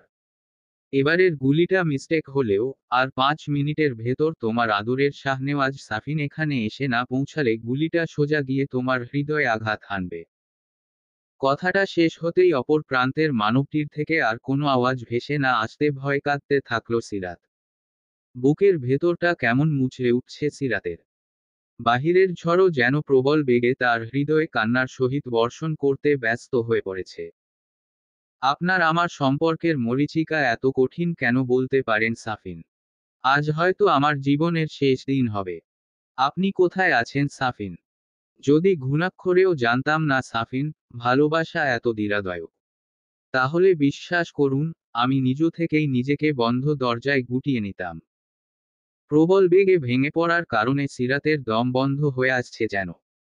কান্নার রেশে বুক ভিজে পরনে পরিহিত কালো রাঙা শরীরের সাথে লেপ্টে আছে যেন। ক্ষণে ক্ষণে ফুপিয়ে উঠছে যেন সিরাত। সকালে একবার কথা হওয়ার পর সাফিনের সাথে আর কথা না হলে আমেনা বেগম উদ্বিগ্ন হয়ে পড়েছেন যেন। সাফিনের দিক থেকে কোনো রেসপন্স না আসলে আমেনা বেগমের হৃদয় কেমন ব্যাকুল হয়ে পড়েছে যেন। বাড়িতে গার্ডদের কড়া করে পাহারা দিতে বলে রেডি হয়ে নিল নিজেও। আজকে না হয় সারপ্রাইজ দেওয়া যাবে তাদের। জুবাইরকে ফোন করলে জুবাইর কিছুক্ষণ পরেই কল ব্যাক করলে আমেনা বেগম হাস্যোজ্জ্বল কণ্ঠে বললেন, সাফিনরা বাড়িতে আছে জুবাইর, নাকি বাহিরে? হুট করে আমেনা বেগমের এরমধ্যে প্রশ্নে জুবাইর মৃদু নড়েচড়ে ধীর কণ্ঠে বলল, আপনাদের পার্মানেন্ট রিসর্টে আছে ম্যাম। আমি সেখানে যাচ্ছি। তুমি কিন্তু ভুলেও সাফিনকে জানাবে না এই কথা। তুমিও সেখানে চলে এসো। চমকে দেওয়া যাবে ওদের। আমিনা বেগমের হাসির কণ্ঠ শুনে আর না করতে পারল না জুবায়ের। হেলালদের দিকে তাকাতে হেলাল বলল, যাও তুমি, আমরা এদিকে আছি। হেলালের থেকে আস্থা পেয়ে জুবায়ের স্থান ছাড়লে ওদিকে আমিনা বেগমের অস্থির হৃদয় খুশিতে আর অজানা ভয় কেমন থমথমে হয়ে আছে যেন। ড্রাইভার ঝুম বৃষ্টি মাথায় নিয়ে রিসর্টের রাস্তা ধরতে গাড়ির কাচ ভেদ করে দৃষ্টি স্থির রেখে দিলে কাচ ঘেঁষে বৃষ্টির শিহরণ বইয়ে থাকা দেখতে লাগলেন তিনি। আর 5 গুণব সিরাত। আমার হাতে বেশি সময় নেই। আর তোমাকে মেরে দিলে যেহেতু আমার লাভ বই লস হবে না, তাই তোমাকে মেরে দিতেও আমার হাত কাঁপবে না। অদৃশ্য লোকটার কর্কশ কণ্ঠ শুনে কেঁপে উঠল সিরাত। চোখের কোণ বেয়ে পানি গড়িয়ে পড়লে একটা সময় ধরেই নিল এটাই তার শেষ দিন। নিজ মনেই হাসতে থাকল সিরাত। ভেতরের রুম থেকে ধীর পায়ের আওয়াজ ভেসে আসলে কিছু লেকের কথা কানের কাছে পৌঁছাতে চোখ দুটি জ্বলছে যেন সিরাতের। স্যার, মেয়েটাকে একটু আমাদের উপরও ছেড়ে দিন। তিলে তিলে মারবো আমরা ওকে। অন্ধকারের আড়ালে থাকা লেকটা পকেট থেকে সিগারেট বের করে ম্যাচ দিয়ে জ্বালিয়ে সিগারেটের ধোঁয়া অন্ধকারে ছড়িয়ে দিয়ে অট্টহাসিতে গড়াগড়ি খেয়ে গেলে মোটা দড়ি দিয়ে চেয়ারের পেছনে থেকে বাঁধা হাত দিয়ে কাঠের চেয়ারটা খামচে ধরল সিরাত। হৃদয় হাজারবার ক্ষত হয়ে গেলেও এসব কি কেন দরকার ছিল সাফিন? আপনার সিরাতকে সম্মানহানি করতে চাইছে এরা। আমার এই হৃদয়ের ধারা আপনি কোনো দিনও কি বুঝবেন না? কথাগুলো যেন হৃদয় চিরে ছেদ করে যাচ্ছে সিরাতের। পায়ের আওয়াজটা খুব কাছ থেকে পৌঁছাতে চোখ খিচে বন্ধ করে নিল সিরাত। সমস্ত শরীর অবশ হয়ে গেছে যেন তার। হুট করেই এলোপাতাড়ি ভাবে গুলির শব্দ ভেসে আসাতে আকস্মিক ঘটনায় সিরাতের বন্ধ চোখনয় ভয়ার্ত ভাবে খুলে আসলে সাফিনের ভেজা শরীরের দিকে তাকিয়ে তাকে দেখে কান্নাগুলো যেন আরো প্রগড়ভাবে সিরাতের চোখ বেয়ে ঝরে পড়ছে। সাফিনের এলোপাতাড়ি গুলিতে কয়েকজনের গা ছুঁয়ে তো হাত ছুঁয়ে স্পর্শ করে গেলে সাফিন সেদিকে ভ্রূক্ষেপ না দেখিয়ে অশ্রুসিক্ত ভাবে শীতল চাহনিতে সিরাতের দিকে তাকালে সিরাতের চোখের পানি গড়িয়ে পড়তে থাকলে সাফিন সিরাতের কাছে গিয়ে বাধা অবস্থাতেই সিরাতকে জড়িয়ে ধরে সিরাতের সমস্ত মুখশ্রীতে পাগলের মতো চুমু খেতে থাকলে ওপাশ থেকে মাইক্রোফোনের হাসির রেশ ভেসে আসলো যেন। এমা, এত দেখছি মজনু তার লেলাকে নিতে হাজির। তো একবার পেছনে ফিরে মনিরোটরটা দেখো। সাফিনের চোখমুখ কুঁচকে গিয়ে পিছু ফিরে তাকাতে থমকে গেল সে। এমা, এত দেখছি মজনু তার লেলাকে নিতে হাজির। তো একবার পেছনে ফিরে মনিরোটরটা দেখো। সাফিনের চোখমুখ কুঁচকে গিয়ে পিছু ফিরে তাকাতে থমকে গেল সে। ড্রিভারের ড্রেস পরে অচেনা একটা লোক আমিনা বেগমকে গাড়িতে করে কোথায় যেন নিয়ে যাচ্ছে দেখে মনিটরের দিকে ভয়ার্ত ভাবে তাকিয়ে থাকলো সাফিন। আম্মা, সামনে একটা বড় খাদ আছে জানো তো সাফিন। তুমি চাইলে গাড়িটা ধপাস করে খাদে উল্টে পড়তেও পারে। সকাল সকাল ব্রেকিং নিউজ হয়ে যাবে যে প্রধানমন্ত্রী মোস্তফা সাহেবের একমায়ের স্ত্রী আমেনা বেগম ঝড়বৃষ্টির রাতে বাড়ি থেকে বের হলে গাড়ি বৃষ্টির কারণে পিচ্ছিল রাস্তায় খাদে উল্টে পড়ে যাওয়ার কারণে অকালে প্রাণ হারান তিনি। ভালো হবে না বলো? মাইক্রোফোনে অচেনা আগন্তুকের কণ্ঠের রেশ শুনে সিরাতের ভয়ে নিঃশ্বাসের গতি যেন দ্রুত থেকে দ্রুতগতির হতে থাকল। চোখ বেয়ে পানি গড়িয়ে পড়তে থাকলে সাফিনের দিকে অসহায় চাহনিতে তাকালে সাফিনের ভেজা হাতোদয় প্রবল বেগে কাঁপতে থাকার কারণে হাত থেকে বন্দুকটা পড়ে গেলে ওপাশের মানবটি হেসে উঠলেন যেন। সাফিনের কানের কাছে সেই হাসির রেশ অন্তর্নিহিত হতে থাকলে রাগে মাথায় রক্ত টগবগ করছে যেন তার। আশপাশ কোনো কিছু না ভেবেই সিরাতের হাত পায়ের বাঁধন খুলতে থাকলে সিরাত অতিরিক্ত কান্নার কারণে রীতিমতো ফোঁপাচ্ছে যেন। সাফিন ঘন ঘন নিঃশ্বাস টেনে ছলছল চাহনিতে সিরাতের দিকে তাকিয়ে ধীর কণ্ঠে তাকে আস্থা জোগাতে বলতে লাগল। কিচ্ছু হবে না জান। একটু শান্ত হও তুমি। সাফিন আম্মা। কথাটা বলেই সিরাতের চোখ বেয়ে আবারও পানি পড়তে থাকলে সাফিনের এবার ধৈর্যের বাঁধ ভেঙে যেতে চাইছে যেন। খানিকটা রাগান্বিত চোখে সিরাতের দিকে তাকিয়ে দুই হাত দিয়ে সিরাতের দুই বাহু চেপে ধরে মৃদু ঝাঁকি দিয়ে বলল, কিচ্ছু হবে না বলছি না আমি। আম্মারও কিছু হবে না। চলো আমরা এখান থেকে দ্রুত চলো।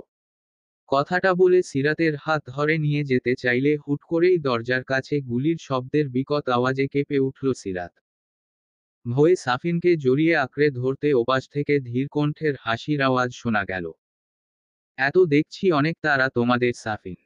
এত তারা কেন তোমাদের বেড়াতে এসেছো আর আপ্যায়ন না করেই ছেড়ে দেব তোমাদের?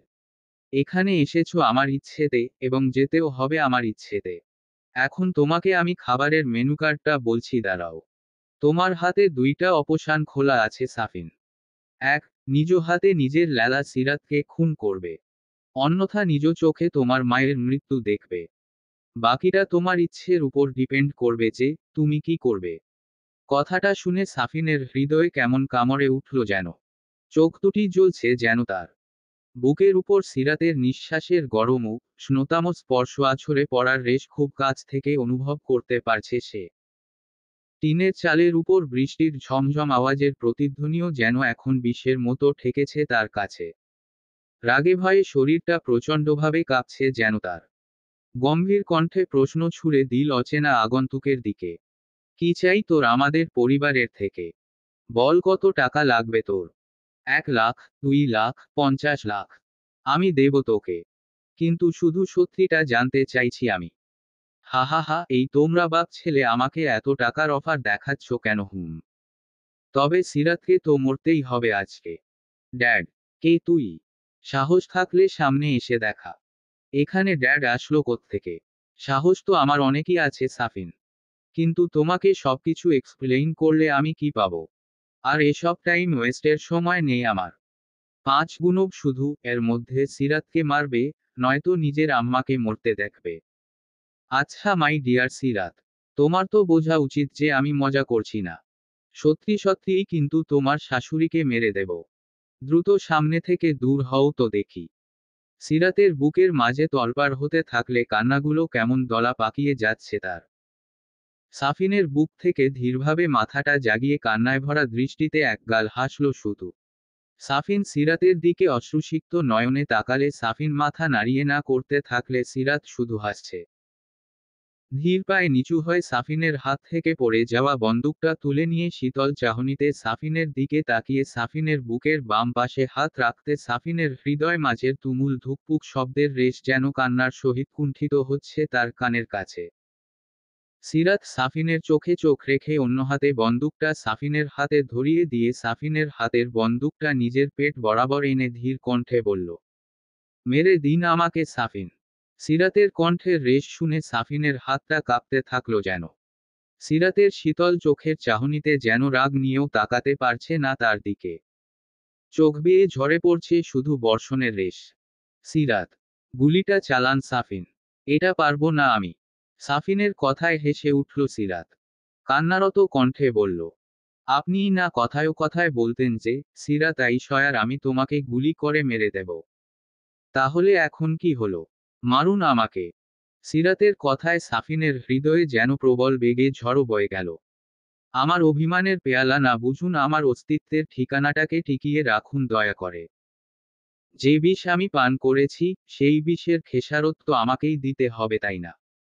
হয়তো আমাদের এই অপরিকল্পিত গল্পের শেষ এটাই লেখা ছিল। সিরাতের প্রতিটা কথার রেশ যেন ছুরির আঘাতের ন্যায় সাফিনের বুকে এসে হানছে। সিরাতের পেটের কাছ থেকে বন্দুকটা সরাতে চাইলে সিরাত শক্ত করে চেপে রাখলে সাফিন সিরাতের মাথার কাছে মাথা ঠেকিয়ে কপালে ঠোঁটের স্পর্শ ছুঁয়ে দিয়ে এতক্ষণের জমিয়ে রাখা কান্নাগুলো যেন ডুকরে কেঁদে দিয়ে সিরাতের কপাল ছুঁয়ে গড়িয়ে পড়তে থাকলে ওপাশ থেকে গম্ভীর কণ্ঠের রেশ শোনা গেল, একচুয়ালি আমার বোধ হয় তোমাকে শেষবারের মতো একটা ইচ্ছে পূরণ করতে দেওয়া উচিত। বলো তুমি কি চাও সিরাত? হুট করেই অচেনা আগন্তুকের এরূপ মন্তব্য শুনে সিরাত চোখের পানি মুছে সাফিনের থেকে সরে এসে একনজর মনিটরের দিকে তাকিয়ে আরেক পলক আবছা আলোয় অন্ধকার রুমটার দিকে তাকিয়ে ধীর কণ্ঠে বলল, ঠিকঠাক ভাবে দিতে পারবেন তো? আমার কাছে এমন কোনো কিছুই নেই যা আমি দিতে পারবো না। শুধু তোমাকে না মারার কথা ছাড়া যা যাইবে তাই পূরণ করব। সিরাত ছলছল দৃষ্টিতে অজানাতে দৃষ্টি রেখে ধীর কণ্ঠে বলল, সত্যিটা জানতে চাই। আমার জীবনের এত প্যাচ আমি নিজেই নিতে পারছি না। জানতে চাই কে আমাকে মারতে চাইছে। আপনাকে দেখতে চাইছি আমি। সিরাতের কথা শুনে সাফিন সিরাতের দিকে তাকিয়ে মৃদু হাসল। বুদ্ধি আছে তাহলে আমার বউর? গগনের রিমঝিমে ঝুম বর্ষণের প্রকোপটা যেন পুরো শহর জুড়ে এক অদ্ভুত শিহরণময় পরিবেশের সৃষ্টি করতে ব্যস্ত হয়ে পড়েছে। হলুদরঙা আবছা আলোয় ঘেরা হলদেটে আলোয় অন্ধকার রুমটাতে তির্যকভাবে আলো হেনে যাওয়াতে চারজোড়া চোখ কেমন বুজে আসতে চাইছে সাফিন সিরাতের। বৃষ্টির ঝমঝম আওয়াজের সহিত তাল মিলিয়ে তাদের হৃৎস্পন্দনের গতিও কেমন দৃঢ়ভাবে করা নাড়ার সহিত স্পন্দনের হারে বাজতে শুরু করেছে। সাফিনের তিরিক্ষি চোখনয় আলো এড়িয়ে অচেনা আগন্তুকের অবয়বের সহিত খুব কাছের কারো মানুষের প্রতিচ্ছবি চোখে পড়াতে নিমিষেই থমকে গেল সাফিন। নিজের অস্থির চক্ষুদয় যেন কোনোভাবেই মানতে নারাজ হয়ে পড়েছে নিজের চাচু সরোয়ার সাহেবকে দেখে। মুখে পুরো কুলু পেটে গেলে তীব্র আলোটুকু শীতল হয়ে আসলে সিরাত সাফিনের বিস্ময়মাখা চেহারা দেখে হৃদয় কিঞ্চিত ভাঁজ করে সামনে তাকাতে সরোয়ার সাহেবকে বন্দুক হাতে দাঁড়িয়ে থেকে ঠোঁটের কোণে বাঁকা হাসি দেখে বুকের ভেতরটা কেমন মুচড়ে উঠল সিরাতের। এটা কিভাবে সম্ভব? আমি সত্যি দেখছি তো। মনে মনে কথাটা আউড়ে চোখে হাত কচলে আবারও সরোয়ার সাহেবকে দেখে তবদা খেয়ে গেল যেন সে। ধীর কণ্ঠে মুখ থেকে উচ্চারিত হয়ে আসলো, আপনি? সিরাতের কথা শুনে হেসে উঠলেন সরোয়ার সাহেব। সামনে থাকা ড্রামের বয়ামটাতে লাথি মেরে অট্টহাসি হেসে বললেন, চমকে গেলে তোমরা? অবশ্য চমকে যাওয়ার কথাই বটে। তার মানে এতদিনের এই খুন সবকিছুর পেছনে তুমি ছিলে? সাফিনের বর্ষর হয়ে যাওয়া চোখের দিকে তাকিয়ে হেসে উঠলেন সরোয়ার সাহেব। বললেন, ইয়াহ সাফিন বেটা, আমি সেই কার্লোপ্রিট যাকে তুমি এতগুলো বছর ধরে খুঁজে বেড়াচ্ছ। সরোয়ার সাহেবের কথা শুনে ধাক্কা খেয়ে গেল যেন সাফিন। উপোস রে সিরাত, খুনটা করলো তোমার বুড়ো আম্মা, আর ফেঁসে গেলে তুমি। একেই বলে কপাল বুঝলে। সরোয়ার সাহেবের কোনো কথা মাথায় না ঢুকলে হা হয়ে চক্ষুদয় বর্ষর করে তাকিয়ে রইল শুধু সিরাত।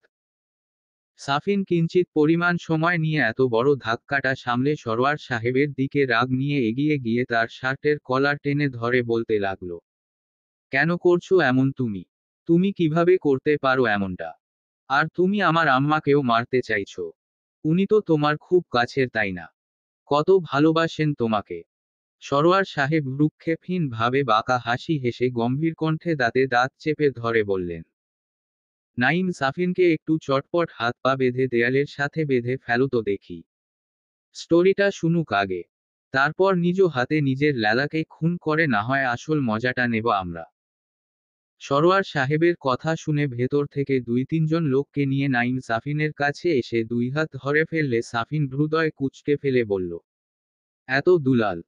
কথাটা ওড়ানোর সঙ্গে সঙ্গে হাতে থাকা বন্দুকটা নাইমের দিকে তাক করাতে সরোয়ার সাহেব সহ সবাই হো হো করে হেসে উঠলেন যেন। সিরাত সাফিনের পেছনে আড়াল হয়ে দাঁড়ালে। সাফিন সিরাতের হাতটা শক্ত হাতে চেপে ধরে নিজের কাছে আগলে রাখল। সরোয়ার সাহেব হাসির স্বরে বললেন, দুলাল তো সেই কবেই মরে ভূত হয়ে গেছে সাফিন। এই নাইমকে দেখছো? এ হলো প্লাস্টিক সার্জারির তৈরি দুলাল। উফ সাফিন, তোমার আম্মার কথা ভুলে গেলে? এই বন্দুক নিয়ে লাফালাফি করছো না তুমি? এটা কিন্তু ঠিক নয় বেটা। সিরাত কয়েকটা ঢোক দিলে কান্নারত কণ্ঠে বলল, সাফিন বন্দুকটা নামান। আমার কিন্তু খুব ভয় করছে। সাফিন প্লিজ। সাফিন সিরাতের কান্নারত কণ্ঠ শুনে বন্দুকটা নিচু করে ফেললে নাইম আর বাকিরা সাফিনকে বাঁধতে যেতে সিরাত ধীর কিন্তু খানিকটা তেজ নিয়ে বলল, আমরা কিচ্ছুটি করব না। প্লিজ সাফিনকে বাঁধবেন না। এই লাস্ট রিকোয়েস্টটা রাখুন অন্তত চাচ্ছু। আর কিছুক্ষণ পড়তো মেরাই দিবেন আমাকে। নাইম হেসে সাফিনকে বাঁধতে যেতে সরোয়ার সাহেব বাঁধ সেধে বললেন, থাকুক, বাঁধার দরকার নেই ওদের। এমনিতেই এই পুরো বাউন্ডারি লোক দিয়ে ঘেরা। কোনো রকম চালাকি করতে পারবে না ওরা। নাইম সাফিন বেটার হাত থেকে বন্দুকটা নিয়ে নেওত।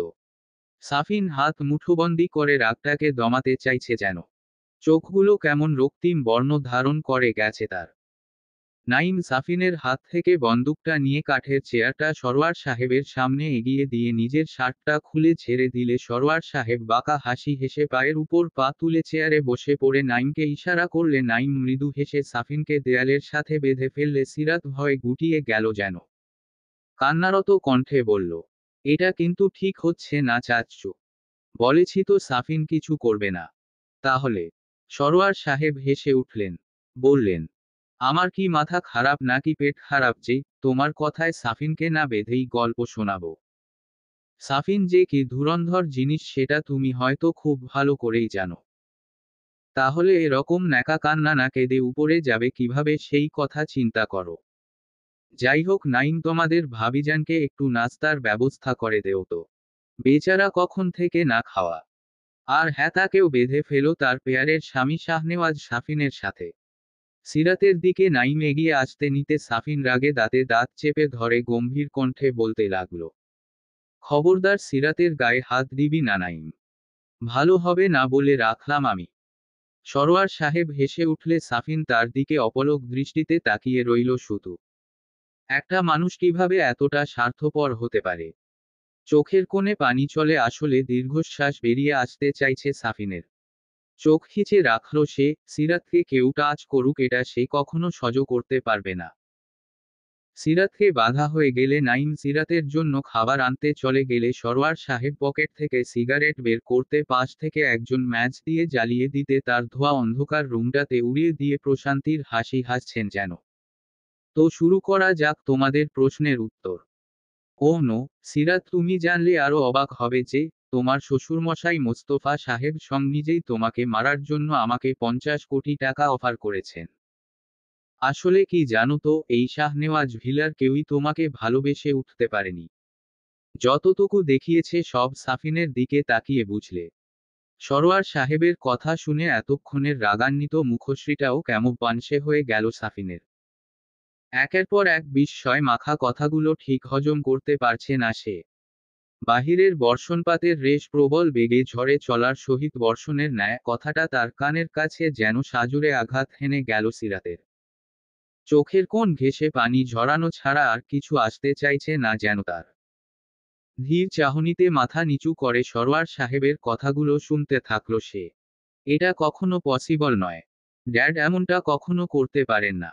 আমি বিশ্বাস করি না এসব। সাফিনের উত্তেজিত মুখনয় দেখে সরোয়ার সাহেব হেসে পকেট থেকে ফোনটা বের করে মুস্তফা সাহেবের নম্বরে ডায়াল করতে সরোয়ার সাহেব কিছু বলার আগেই ওপাশ থেকে গম্ভীর কণ্ঠস্বর শোনা গেল।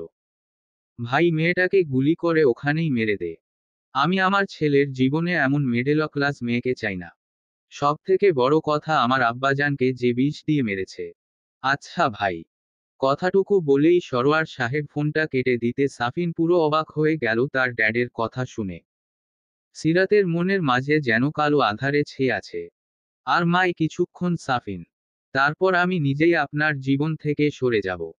আমাকে যদি বেঁচে থাকার একটা সুযোগ দেওয়া হতো না সাফিন, তাহলে আমি আপনার হাত ধরে পুরো শহর ঘুরে দেখার স্বপ্ন বুনতাম।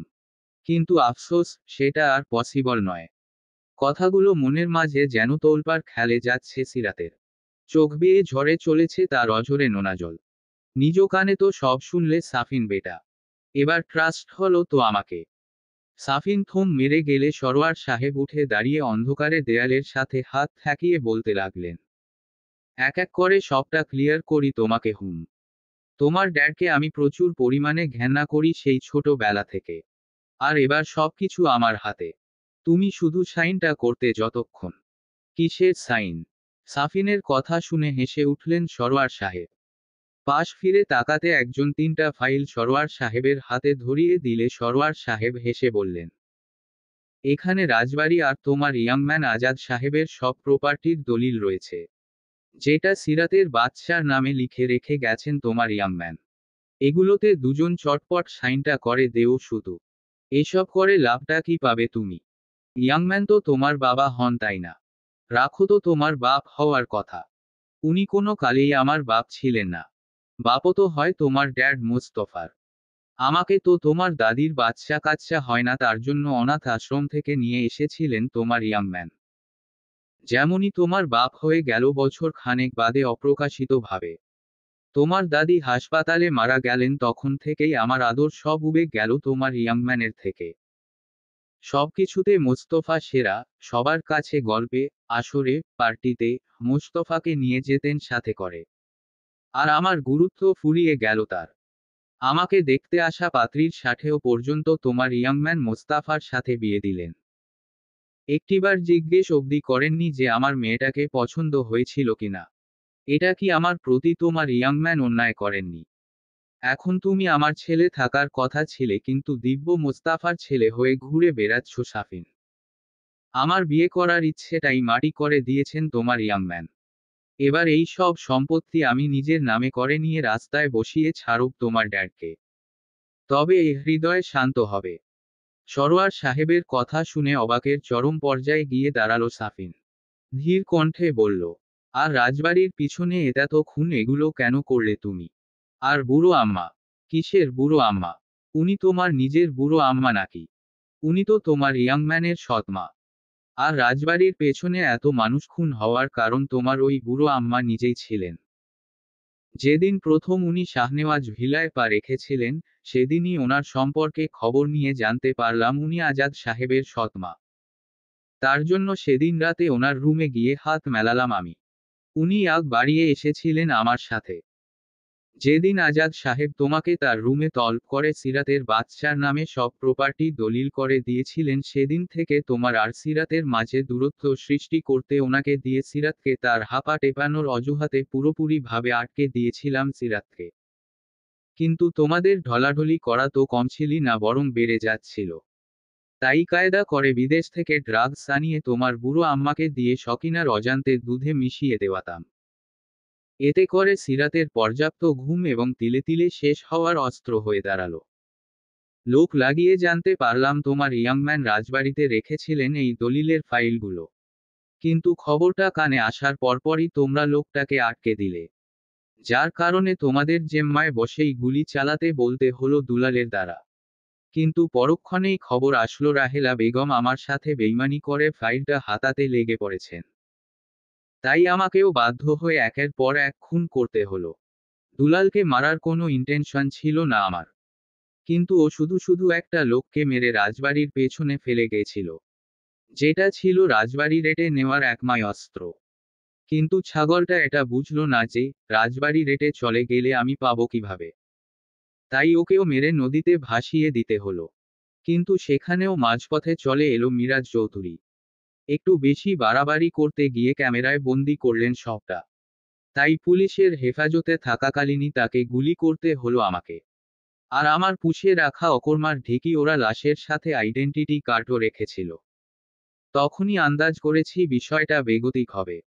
তাই বেছে নিলাম দুলাল ওরফে নাইমকে। সিরাত সেই প্রথম থেকেই আমার নজরের আওতায় ছিল।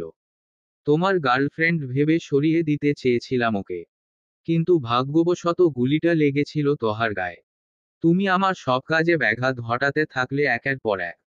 প্রথমে 500 মেয়ে বিদেশে পাচার করা থেকে আটকালে, তারপর এই এত সব। আমার লক্ষ্য একটাই ছিল, এই পুরো রাজবাড়ি নিজ দখলে করার। কিন্তু মাঝপথে সিরাতের বার্থডের দিন আমি আর রাহেলা বেগম সিরাতের ড্রাগস নিয়ে কথা বলতে থাকলে দুর্ভাগ্যক্রমে তোমার আদরের ইয়াংম্যান সেটা শুনে নেন। আমাদেরকে শাসালেন তিনি, মেরে ফেলার হুমকি দিলেন। তাই দুধের সাথে করা রকমের ড্রাগস দিয়ে সিরাতকে আমাদের দখলে এনে পেয়ারের নাতি বউয়ের দ্বারাই ফেরনিতে বিষ মিশিয়ে মেরে দিলাম তোমাদের ইয়াংম্যানকে। এতে সাপও মরল আর লাঠিও ভাঙল না। দুই দিক থেকেই আমার লাভের লাভ হলো। তোমাদের মাঝে দূরত্বও বাড়ল। আর বুড়ো আম্মা সকিনা, বুড়ো আম্মা তো তোমার দলেরই লোক ছিল। সাফিনের এরমোধারা প্রশ্নে হেসে উঠলেন সরওয়ার সাহেব। বললেন, রাজবাড়ির পেছনে মৃত লাশগুলো থেকে যে ফোনগুলো পেয়েছো, ওটা থেকে তোমরা নিঘাত রাহেলা বেগমকে খুব সহজেই ধরে নিতে পারতে। তাই আমিও কোনো রিস্ক নিতে চাইনি। আর রইল বাকি সকিনা। ও রাহেলা বেগমের পিছু পিছু আঠার মতো লেগে থাকার কারণে ওকেও সরিয়ে দিয়েছি।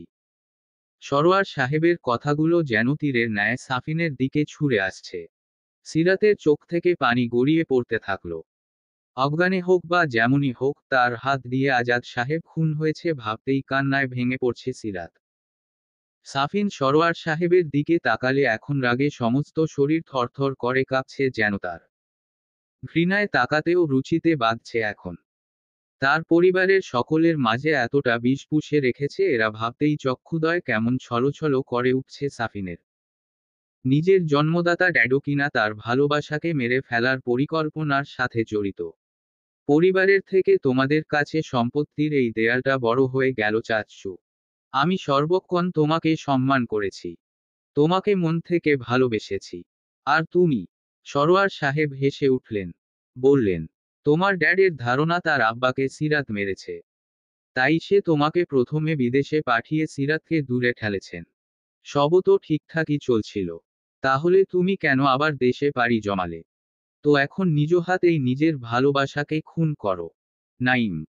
সরোয়ার সাহেবের কণ্ঠ শুনে নাইম বাহির থেকে খাবার নিয়ে হাজির হলে সরোয়ার সাহেব হেলান দিয়ে চেয়ারে বসে ধীর কণ্ঠে বললেন, ওদের বাঁধনটা খুলে দেও।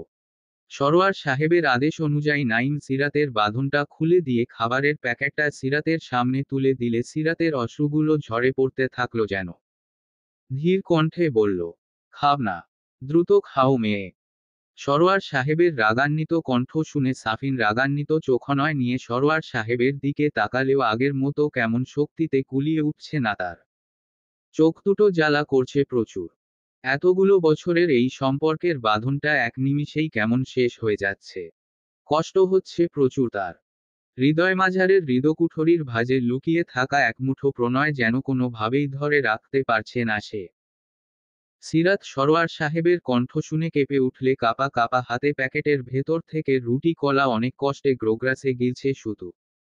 কিন্তু গলা দিয়ে নামতে চাইছে না যেন তার।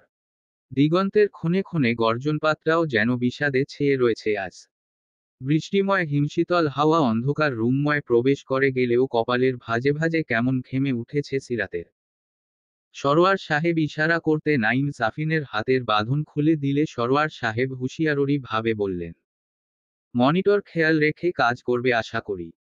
সরোয়ার সাহেবের কথাটা কানের কাছে এসে পৌঁছাতে চোখনয় বন্ধ করে নিল সাফিন। হাত দুটি মুঠোবন্দি করে রাখল সে। আজ সব দিক থেকেই কেমন বাধা পড়ে গেছে সে। নিজের আপনজনদের এই রক্ত নিয়ে খেলাটা কেমন হজম করতে পারছে না সে। অশ্রুসিক্ত নয়নে সিরাতের দিকে তাকালে সিরাতের শুকনো হাসি উপহার হিসেবে পেল সে। সরোয়ার সাহেব তার হাত থেকে বন্দুকটা ফ্লোরে ছুঁড়ে মেরে বললেন, চটপট গুলিটা চালিয়ে দেও সাফিন। না থাকবে মা আর না আসবে তার অনাকাঙ্ক্ষিত বাচ্চা। সরোয়ার সাহেবের কথাটা শুনে সাফিনের পা ঢলে নিচে পড়ে গেলে সিরাত অশ্রুসিক্ত নয়নে ধীর পায়ে নিচু হয়ে সাফিনের সামনে বসে ফ্লোর থেকে বন্দুকটা হাতে নিয়ে এক পলক তার দিকে তাকিয়ে সাফিনের কাঁধে হাত রেখে ধীর কণ্ঠে বলল, এভাবে ভেঙে পড়ার কিছু নেই সাফিন। আমাকে মেরে দিলেই সব ঠিকঠাক হয়ে যাবে। অন্যথা এই বিষাদময় জীবনের কোনো মানে হয় না। সিরাতের ধীর কণ্ঠের রেশ শুনে রাগ লাগল সাফিনের। রাগান্বিত কণ্ঠে বলল, কাকে মারবো আমি? যাকে আমি ভালোবাসি তাকেই মেরে দিতে বলছো তুমি সিরাত? তার থেকে তো নিজেকে গুলি করে মেরে দেওয়াও হাজার গুণ ভালো। সাফিনের রাগান্বিত কথাটাও আজ যেন ভালো লাগছে সিরাতের। চোখের কোণ ঘেঁষে অশ্রু ঝরে পড়লে সাফিন সিরাতের দুই গালে হাত রেখে হুট করেই সিরাতের ঠোঁটে ঠোঁট ডুবিয়ে দিতে সরোয়ার সাহেবসহ সবাই মাথা নিচু করে ফেললেন। সরোয়ার সাহেব বললেন, এ ছেলে মেয়েটাকে মারার আগেও কেমন নিজের জোর খাটাচ্ছে। এগুলা দেখাও পাপ, তওবা তোবা। কথাটা বলে বাকিদের দিকে তাকিয়ে তাদের উদ্দেশ্যে বললেন, একেও মাথা জাগাবি না বলে রাখলাম। আচ্ছা স্যার। দীর্ঘ সময় নিয়ে সাফিন সিরাতকে ছাড়ার পর সিরাত মৃদু হাসল শুধু। আজকে তার লজ্জা ভয় কোনোটাই যেন কাজ করছে না। মৃত্যুর ঠিকানাটা অনেক আগেই নিজের সাথে জড়িয়ে নিয়েছে সে। হাতে থাকা বন্দুকটা সাফিনের হাতে দিয়ে অশ্রুসিক্ত নয়নে মুখে হাসি লেপ্টে বলল, গুলিটা এবার চালান সাফিন।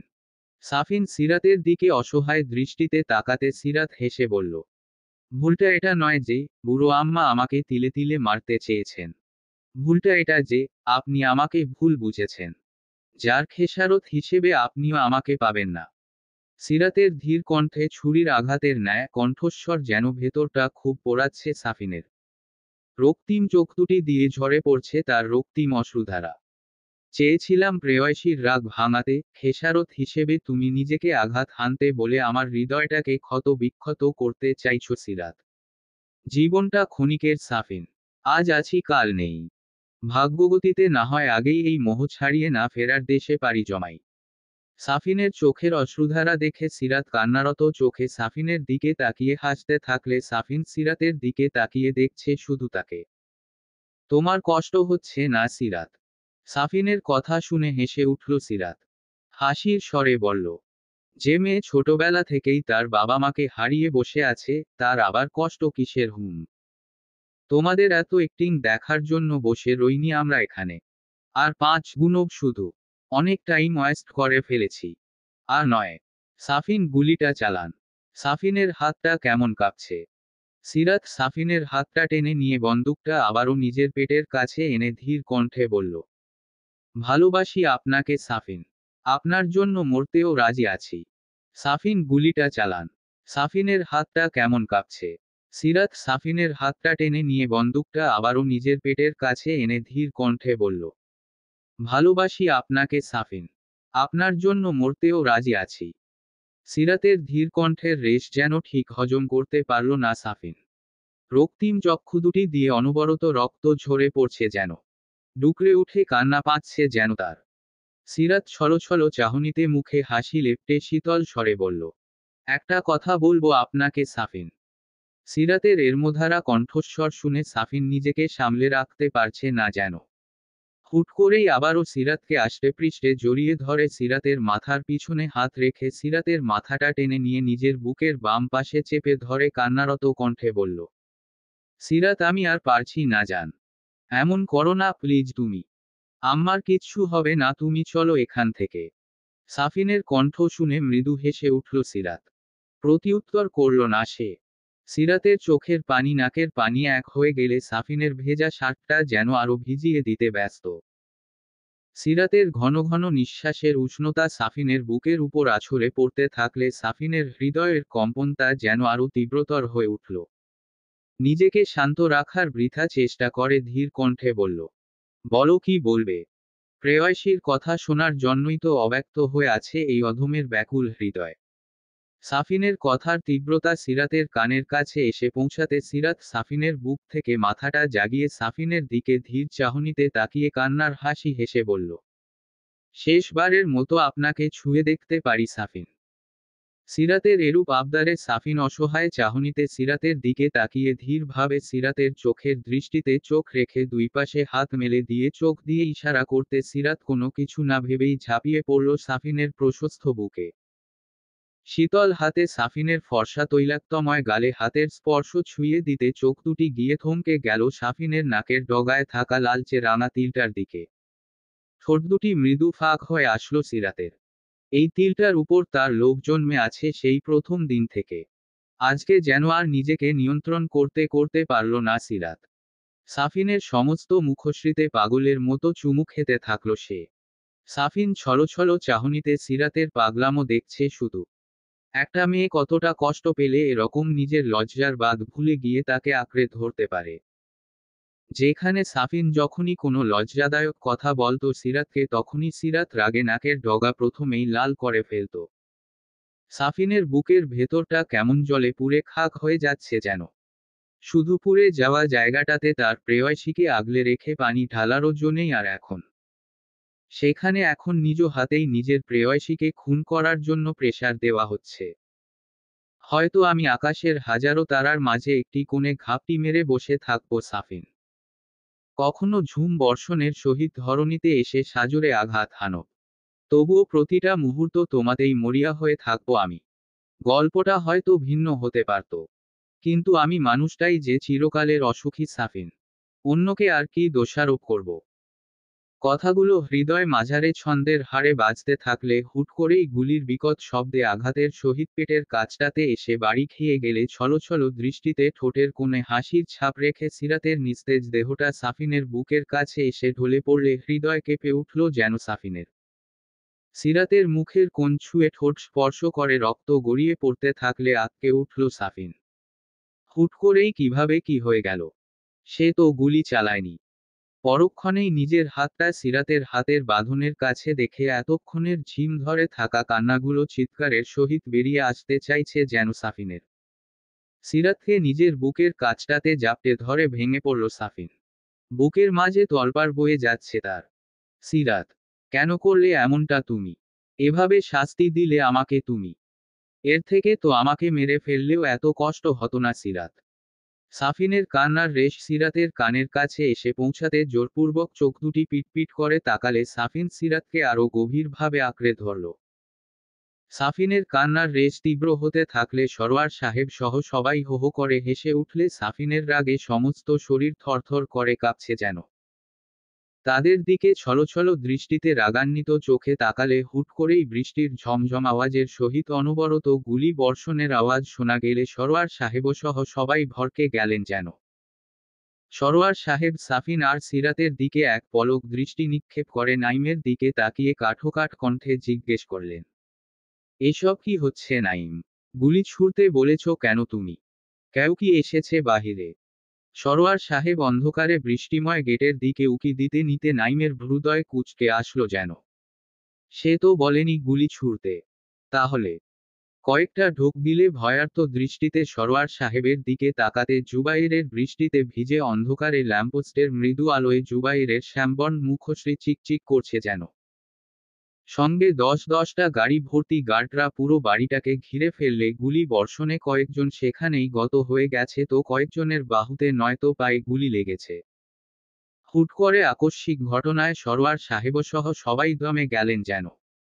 ফাইলের কাগজটা বের করে দ্রুত সাফিনের সামনে কলম ধরে দাঁতে দাঁত চেপে সরোয়ার সাহেব বলতে লাগলেন, সাফিন বেডা সাইনটা করে দেও দ্রুত, নয়তো তোমার বউয়ের মতো তোমার আম্মার অবস্থাও এমন করে দেব আমি। সরোয়ার সাহেবের কণ্ঠের রেশ সাফিনের কানের কাছে অন্তর্নিহিত হতে আগে সাফিনের রক্তিম চোখগুলো অন্ধকারে যেন আরো ভয়ানক দেখাচ্ছে। সিরাতের শরীর থেকে ঝরা রক্তের রেশ সাফিনের সমস্ত শরীরে মিলেমিশে একাকার হয়ে গেছে যেন। হুট করেই জুবাইর রুমে প্রবেশ করতে মোহন আর হেলাল গুলি ছুড়তে থাকলে অন্ধকারে নাইমও পাল্টা গুলি ছুড়তে যেতে জুবাইরের হাত থেকে ছোড়া গুলিটা নাইমের বুক বরাবর গিয়েছে ধেয়ে গেলে নাইম বা ঢলে ফ্লোরে আছড়ে পড়তে হুট করে সাদারাঙা লাইটারের আলো তীব্রভাবে রুমো জুড়ে ছেয়ে গেলে সরোয়ার সাহেবকে দেখে বড়জোর একটা ধাক্কা খেয়ে গেল জুবাইর। এটা আমি কি দেখছি? জুবাইর হা হয়ে গেলে সরোয়ার সাহেব পকেট থেকে আর একটা বন্দুক বের করে জুবাইরের দিকে তাক করতে ভরকে গেল জুবাইর। সাফিনের দিকে তাকাতে সিরাতকে নিস্তেজ অবস্থায় দেখে আরো বিষম খেল যেন জুবাইর। এবার মুখ থেকে বেরিয়েই গেল, স্যার এসব কি হচ্ছে? আর ম্যামেরই বা এরকম অবস্থা হলো কিভাবে? জুবাইরের ভয়ার্ত কণ্ঠ শুনে সাফিন মৃদু হাসলে সরোয়ার সাহেব হাসির স্বরে বলে উঠলেন, আমি আগেই বলেছিলাম সাফিন বেডা যে, তোমার সাঙ্গপাঙ্গ না নিয়ে আসতে। এবার তাহলে পুরো পরিবারটাকে জমের ঠিকানা দেখিয়ে দেই ডিয়ার। উপোস, তোমার আম্মার কথাটাও একবার ভাবলে না? মিছিমিছি তোমার আম্মাকে বাঁচাতে গিয়ে তোমার বউয়েরও প্রাণটা এখন যাই যাই অবস্থা। আর সেই তো তোমার আম্মাকেও এখন বাধ্য হয়ে মারতে হবে তাহলে আমার। সরোয়ার সাহেবের কথা শুনে সাফিন মনিটরের দিকে তাকিয়ে বাঁকা হাসি হাসল শুধু। জুবাইর হাত দিয়ে হ্যান্ডসাপের মতো করে সামনে ধরলে সরোয়ার সাহেবের দৃষ্টি জুবাইরের দিকে যেতে সিরাতের বন্ধ চোখনয়ের দিকে তাকিয়ে এক ফোঁটা অশ্রু ঝরাল সাফিন। সিরাতের কপালে চুমু খেয়ে সিরাতের হাত থেকে বন্দুকটা নিয়ে সরোয়ার সাহেবের দিকে পেছনে থেকে শুট করতে গুলিটা গিয়ে সরোয়ার সাহেবের পেছনে ছুঁয়ে বুক বরাবর স্পর্শ করে গেলে আচমকা আক্রমণে সরোয়ার সাহেব পিছু ঘুরে গুলি চালানোর উদ্যোগ নেওয়ার আগেই জুবাইর সরোয়ার সাহেবের হাত দুটি নিজের দখলে নিয়ে গিয়ে বন্দুকটা নিজ হাতে নিয়ে নিল। হাসির স্বরে বলল, এবার আপনিও একটু মনিটরটা দেখুন মিস্টার সরোয়ার। সরোয়ার সাহেব পিছু ঘুরে তাকালে মনিটরে আমেনা বেগমকে সহিসালামতে বাড়িতে বসে থাকতে দেখে হৃদয় কুঁচকে এলো সরোয়ার সাহেবের। এটা কিভাবে সম্ভব? সরোয়ার সাহেবের অস্পষ্ট কণ্ঠ শুনে হেসে উঠল জুবায়ের। বলল, আপনার ড্রাইভার ভুল করে আমার গাড়ির সামনে পড়ে গিয়েছিল স্যার। উপোস, সো স্যাড। এভাবে আপনাকেও এখন পৃথিবীর মায়া ত্যাগ করতে হবে। কথাটা বলেই সামনে থেকে বুক বরাবর গুলি ছুড়তে এবার সরোয়ার সাহেব আর দাঁড়িয়ে থাকতে পারলেন না। পা ঢলে ফ্লোরে পড়ে গেলেন। আর সমস্ত রুম জুড়ে শুধু বৃষ্টির ঝমঝম আওয়াজের প্রতিধ্বনি বরাদ্দ থাকল। দিগন্তের প্রতিটা কোণ ঘেঁষে কালো মেঘে ছেয়ে আছে যেন আজ।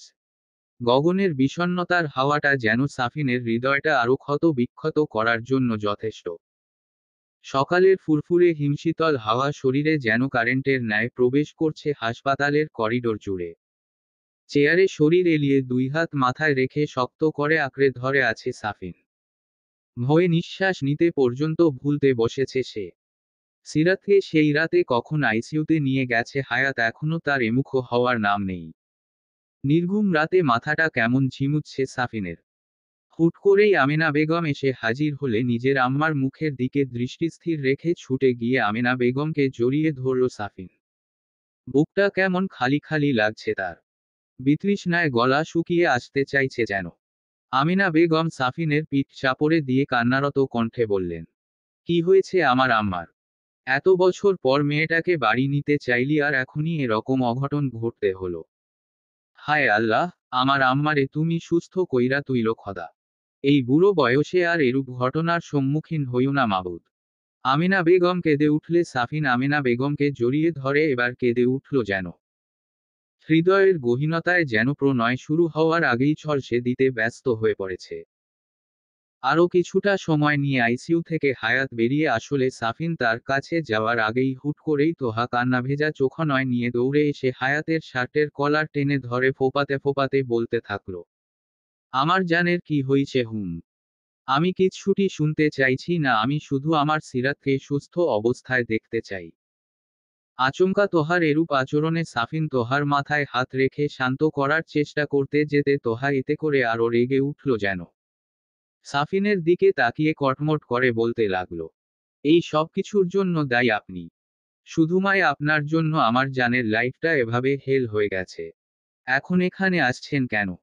তামাশা দেখতে এসেছেন যে কিভাবে সিরাত ধীরে ধীরে মৃত্যুর মুখে ধাবিত হচ্ছে, তাই তো? এটাই তো দেখতে চান আপনি? কথাটা বলা মাই তোহার গালে সাফিনের শক্তপোক্ত হাতের স্পর্শ পড়ে গেলে বাহির থেকে জুবায়ের তোহার জন্য খাবার কিনে আনলে এরূপ দৃশ্য দেখে থমকে গেল যেন সে। সাফিনের থাপ্পড়ের কারণে তোহার এলোমেলো কোঁকড়ানো চুলগুলো সামনে চলে আসাতে গালে হাত রাখল তোহা। সবাই কেমন চুপ করে গেল যেন। সাফিন রাগ নিয়ে দাঁতে দাঁত চেপে ধরে বলল, আমি নিজে বারবার খুন হতে রাজি আছি তোহা। আমাকে নিয়ে যা খুশি বলো তুমি, আমি কিচ্ছুটি বলবো না তোমায়। যদি বলি তো তোমার পায়ের জুতা আর আমার এই গাল। কিন্তু সিরাতকে নিয়ে মৃত্যুর সম্পর্কে ফার্দার কোনো কথা বললে আমার থেকে খারাপ লোক তুমি একটা খুঁজে পাবে না পৃথিবীতে। কথাগুলো বলে হায়াতের দিকে তাকিয়ে বলল, সিরাত ঠিক আছে তো হায়াত? সাফিনের প্রশ্ন কানের কাছে এসে পৌঁছাতেও খানিক আগের ঘটে যাওয়া ঘটনায় তবদা খেয়ে গেছে যেন হায়াত। আমার দিকে এভাবে তাকিয়ে না থেকে বলো সিরাতের কি হয়েছে? এখন ঠিক আছে তো সে? উম হুম, আপাতত ঠিক আছে। গুলিটা ভাগ্য বশত পেট ছুঁয়ে স্পর্শ করে গেছে। তবে পেটের কাছে আঘাত হেনেছে প্রচুর। কয়েক সপ্তাহ রেস্ট নিতে হবে। ভালো দেখভাল করলে ঠিক হয়ে যাবে খুব দ্রুত। হায়াতের কথা শুনে প্রশান্তির হাসি হাসল সবাই। সাফিনের বুকের জ্বালাটাতে পানি পড়ল যেন। দীর্ঘ সময় নিয়ে নিঃশ্বাস ছেড়ে ধীর কণ্ঠে বলল, দেখতে যেতে পারি ওকে? শিওর, তবে 5 মিনিটের বেশি টাইম দিতে পারবো না স্যার। ইনফেকশন হয়ে যাবে নয়তো। ড্রেস পরে নিন ফ্রেশ রুমে গিয়ে। সাফিন মৃদু হেসে হায়াতের সাথে ধীর পায়ে সেদিকে চলে গেলে আমিনা বেগম তোহার কাঁধে হাত রেখে তাকে চেয়ারে বসিয়ে মাথায় হাত বুলিয়ে দিয়ে ধীর কণ্ঠে বললেন, আমার ছেলেটার উপর রাগ করিস না মা। আসলে ও গম্ভীর হলেও আমার আম্মাজানটাকে মন থেকে ভালোবাসে ও। আমিনা বেগমের কথা শুনে মাথা নিচু করে চোখের পানি ফেলল শুধু তোহা। হাত দিয়ে চোখের পানি মুছে ফেললেও আবারও এসে জমা হচ্ছে যেন চোখের কোণে। শীতল কণ্ঠে আমিনা বেগমের উদ্দেশ্যে বলল, না ঠিক আছে। আসলে আমিও একটু বেশি সিন ক্রিয়েট করে ফেলেছি বোধহয়।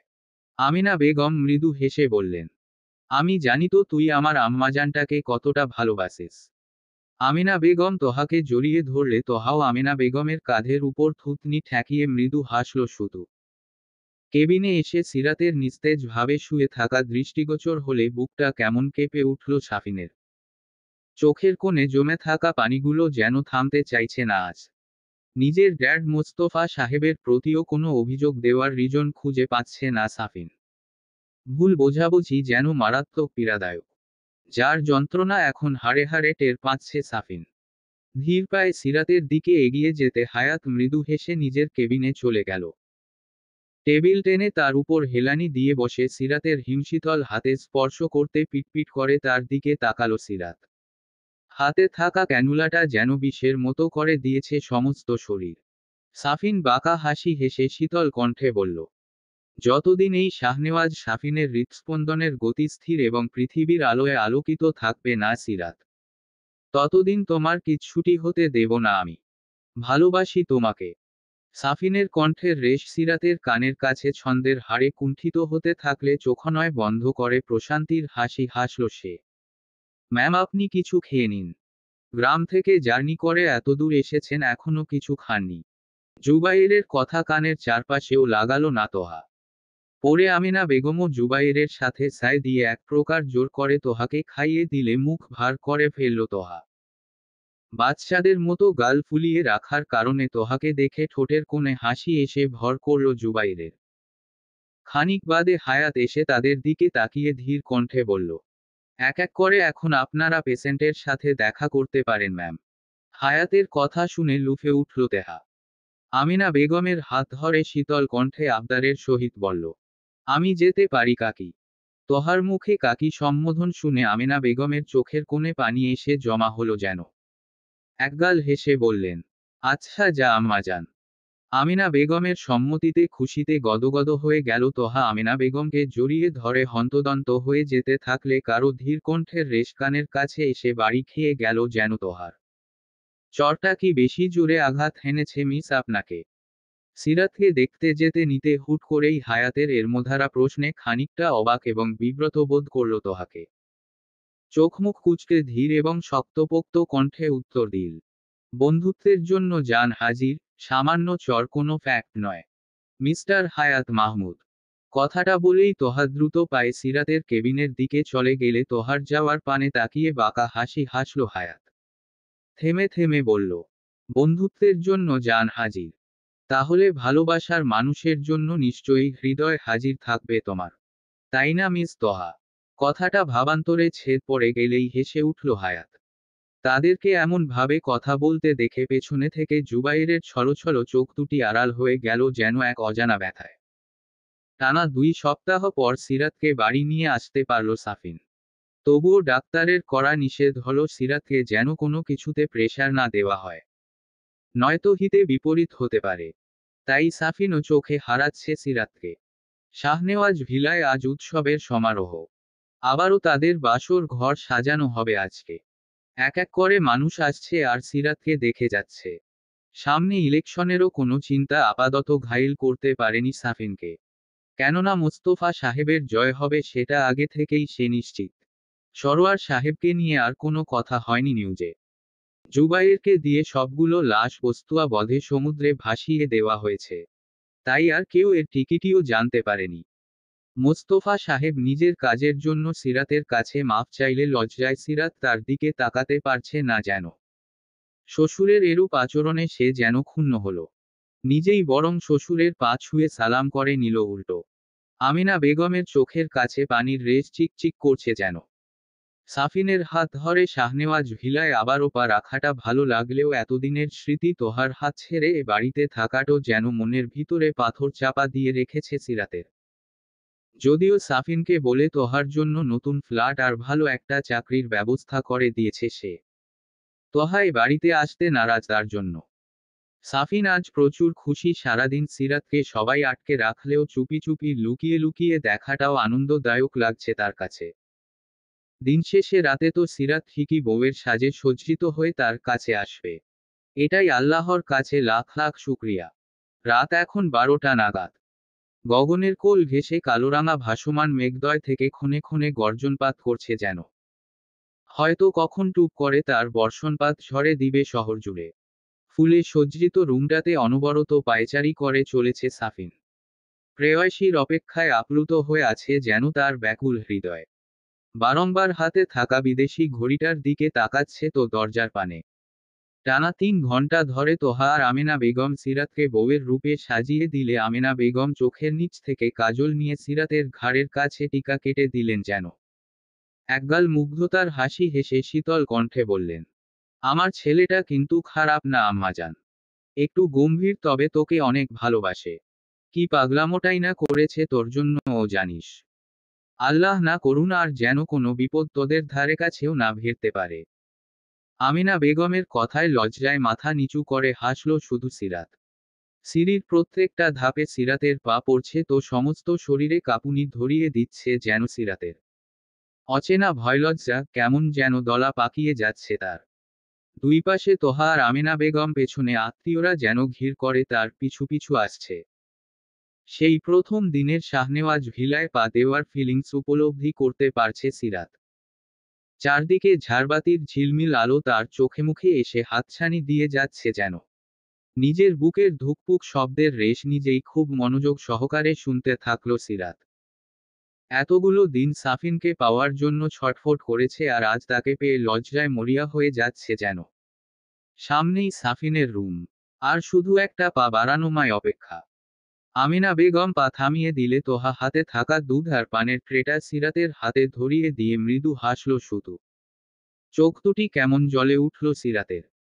তোহাকে খানিক শক্ত করে জড়িয়ে ধরে অনেকক্ষণ পর ছেড়ে দিলে তোহা শীতল কণ্ঠে বলল, ভিতরে যা সিরাত। নিজের সুখের ঠিকানা খুঁজে নে এবার। শক্ত করে আগলে রাখবি একদম, যাতে এ বাঁধন ছিঁড়ে না যায়। তোহার কথায় হাসল সিরাত। ধীর পায়ে সাফিনের রুমে পা রাখতেই আমেনা বেগম গেস্টদের নিয়ে খাওয়ার জায়গায় চলে গেলেন। সিরাতের উপস্থিতি টের পেয়ে সাফিন দ্রুত পায়ে দরজাটা লক করে দিয়ে সিরাতের মাথা অবধি ঘোমটা দেখে বাঁকা হাসি হাসল। সিরাতের বুকের মাঝের উথালপাতাল ঢেউ যেন দ্রুত থেকে দ্রুতগতির হতে শুরু করেছে। কাপা কাপা হাতে সাফিনের দিকে ট্রেটা এগিয়ে দিয়ে ধীর কণ্ঠে বলল, দুধটা খেয়ে নিন সাফিন। এত দেরি হলো কেন তোমার? সাফিনের এমন প্রশ্নের উত্তর কি দেওয়া যায় ভেবে পেল না সিরাত। মুখে কুলু পেটে রাখলে সিরাতের হাত থেকে দুধের গ্লাসটা নিয়ে একটানে ফিনিশট করে ট্রেটা টি টেবিলের উপর রেখে হুট করেই পাজাকোলা করে নিল সিরাতকে। সাফিনের এরূপ আচরণে লজ্জায় মিয়ে গেল যেন সিরাত। সাফিন সেদিকে কোনো ভ্রুক্ষেপই দেখালো না। হলুদরাঙা লাইটারের আলোটা কেমন নিভু নিভু করছে। এতক্ষণের ঝিমিয়ে থাকা আকাশটাও এখন বৃষ্টির ন্যায় সমস্ত শহরে ঝরিয়ে দিতে ব্যস্ত। সিরাতকে বিছানায় শুইয়ে দিয়ে নিভু নিভু হলুদরাঙা আলোটাকে চিরতরে বিদায় জানালো সাফিন। সিরাতের উপর খানিকটা ঝুঁকে গিয়ে সিরাতের মাথা সমান ঘোমটাটা সরিয়ে দিতে সাফিনের শীতল হাতের স্পর্শে কেঁপে উঠল যেন সিরাত। সিরাতের নিঃশ্বাসের শব্দ গাঢ় থেকে গাঢ়তম হতে থাকলে বিছানার চাদর খিঁচে ধরল সিরাত।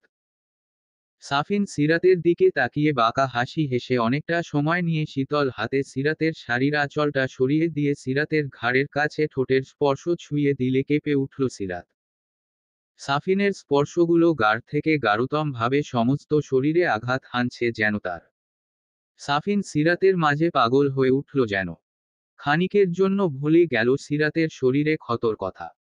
সিরাতের হাত দুটি বিছানা ছেড়ে সাফিনের চুল আঁকড়ে ধরলে সাফিন নিজের শার্টটা খুলে নিয়ে আরো কাছে চলে গেল সিরাতের।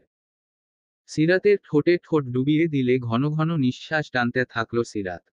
বাহিরের ঝড়ো হাওয়া যেন এই মুহূর্তে তার মাঝে ঝরে চলেছে।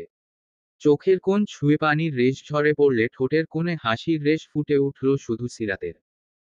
সারা রাতের বৃষ্টি শেষে সকালের স্নিগ্ধ হাওয়া সমস্ত শরীরে কাঁপুনি ধরিয়ে দিচ্ছে যেন সিরাতের। সকাল সকাল সাফিনের বুকের উপর ঘুম ভেঙে গেলে আর চোখে সাফিনের দিকে তাকিয়ে মিটিমিটি হাসছে শুধু সে। কিছু পাওয়া আর কিছু না পাওয়া অনেক কষ্টের জানেন তো সাফিন। আমি আমার মা বাবাকে সেই ছোটবেলা থেকে পাইনি জানেন। কিন্তু আজ আপনাকে পেয়ে আমার সেই কষ্টগুলো কেমন উধাও হয়ে গেছে। সত্যি, আপনার মতো কাউকে পাবো আশা করিনি আমি। কথাগুলো মনের মাঝে খেলে যেতে হেসে উঠল সিরাত। সাফিনের ব্রাউন রাঙা চুলে হাত দিয়ে কিছুটা সময় নাড়াচাড়া করে খিলখিল করে প্রশান্তির হাসি হেসে ফ্রেশ হতে চলে গেল সিরাত। কালোরাঙা চাদর গায়ে জড়িয়ে বারান্দার খোলা হাওয়ায় দাঁড়িয়ে প্রশান্তির নিঃশ্বাস ছাড়ছে সিরাত। ভেজা চুলগুলো পিঠময় ছড়িয়ে ছিটিয়ে রয়েছে তার। আজ মনটা বড্ড বেশি খুশি লাগছে যেন তার। মন খুলে গান আওড়াতে ইচ্ছে করছে খুব। দক্ষিণা উত্তরা হাওয়ায় তার কানের কাছে গুজে থাকা চুলগুলো কেমন মৃদুমধুর আমেজে উড়ে বেড়াচ্ছে যেন। মনকে আর না আটকিয়ে গান আওয়াতে থাকলো সিরাত। তোমার খোলা হাওয়া। হুট করেই কারো ঠোঁটের স্পর্শ ভেজা চুলগুলো সরিয়ে ঘাড়ের কাছটাতে অনুভব করতে পেরে চোখানয় বন্ধ করে নিল সিরাত। সাফিনের প্রতিটা স্পর্শের সাথে যেন নিজেকে খাপ খাইয়ে নিয়েছে এতদিনে সে। এক মুহূর্তও লাগেনি সাফিনের স্পর্শ চিনতে। শাড়ির আঁচল ভেদ করে সিরাতের কোমর জড়িয়ে ধরে সিরাতের ভেজা চুলে নাক ডুবিয়ে দিল সাফিন। সিরাতের চুলের মিষ্টি সুগন্ধি যেন নাকের কাছে এসে টনটন করে যাচ্ছে সাফিনের। সিরাতু শব্দ অবধি না আজ ঠায় দাঁড়িয়ে থাকলে সাফিন ঠোঁটের কোণে হাসি লেপ্টে শীতল কণ্ঠে ডাকল তাকে। সিরাত। বলুন। ভালোবাসি। সমাপ্ত। গল্প হৃদয় গহীনে তুমি আছো। লেখনীতে ফাতিমাতু জোহরা। এই গল্পের পাঠকদের নিকট ক্ষমাপ্রার্থী। অন্তিম পর্ব এত দেরিতে দেবার জন্য। পাণ্ডুলিপিটি হারিয়ে ফেলেছিলাম। আশা করি এমন ভুল আর হবে না। ভালো থাকবেন সবাই।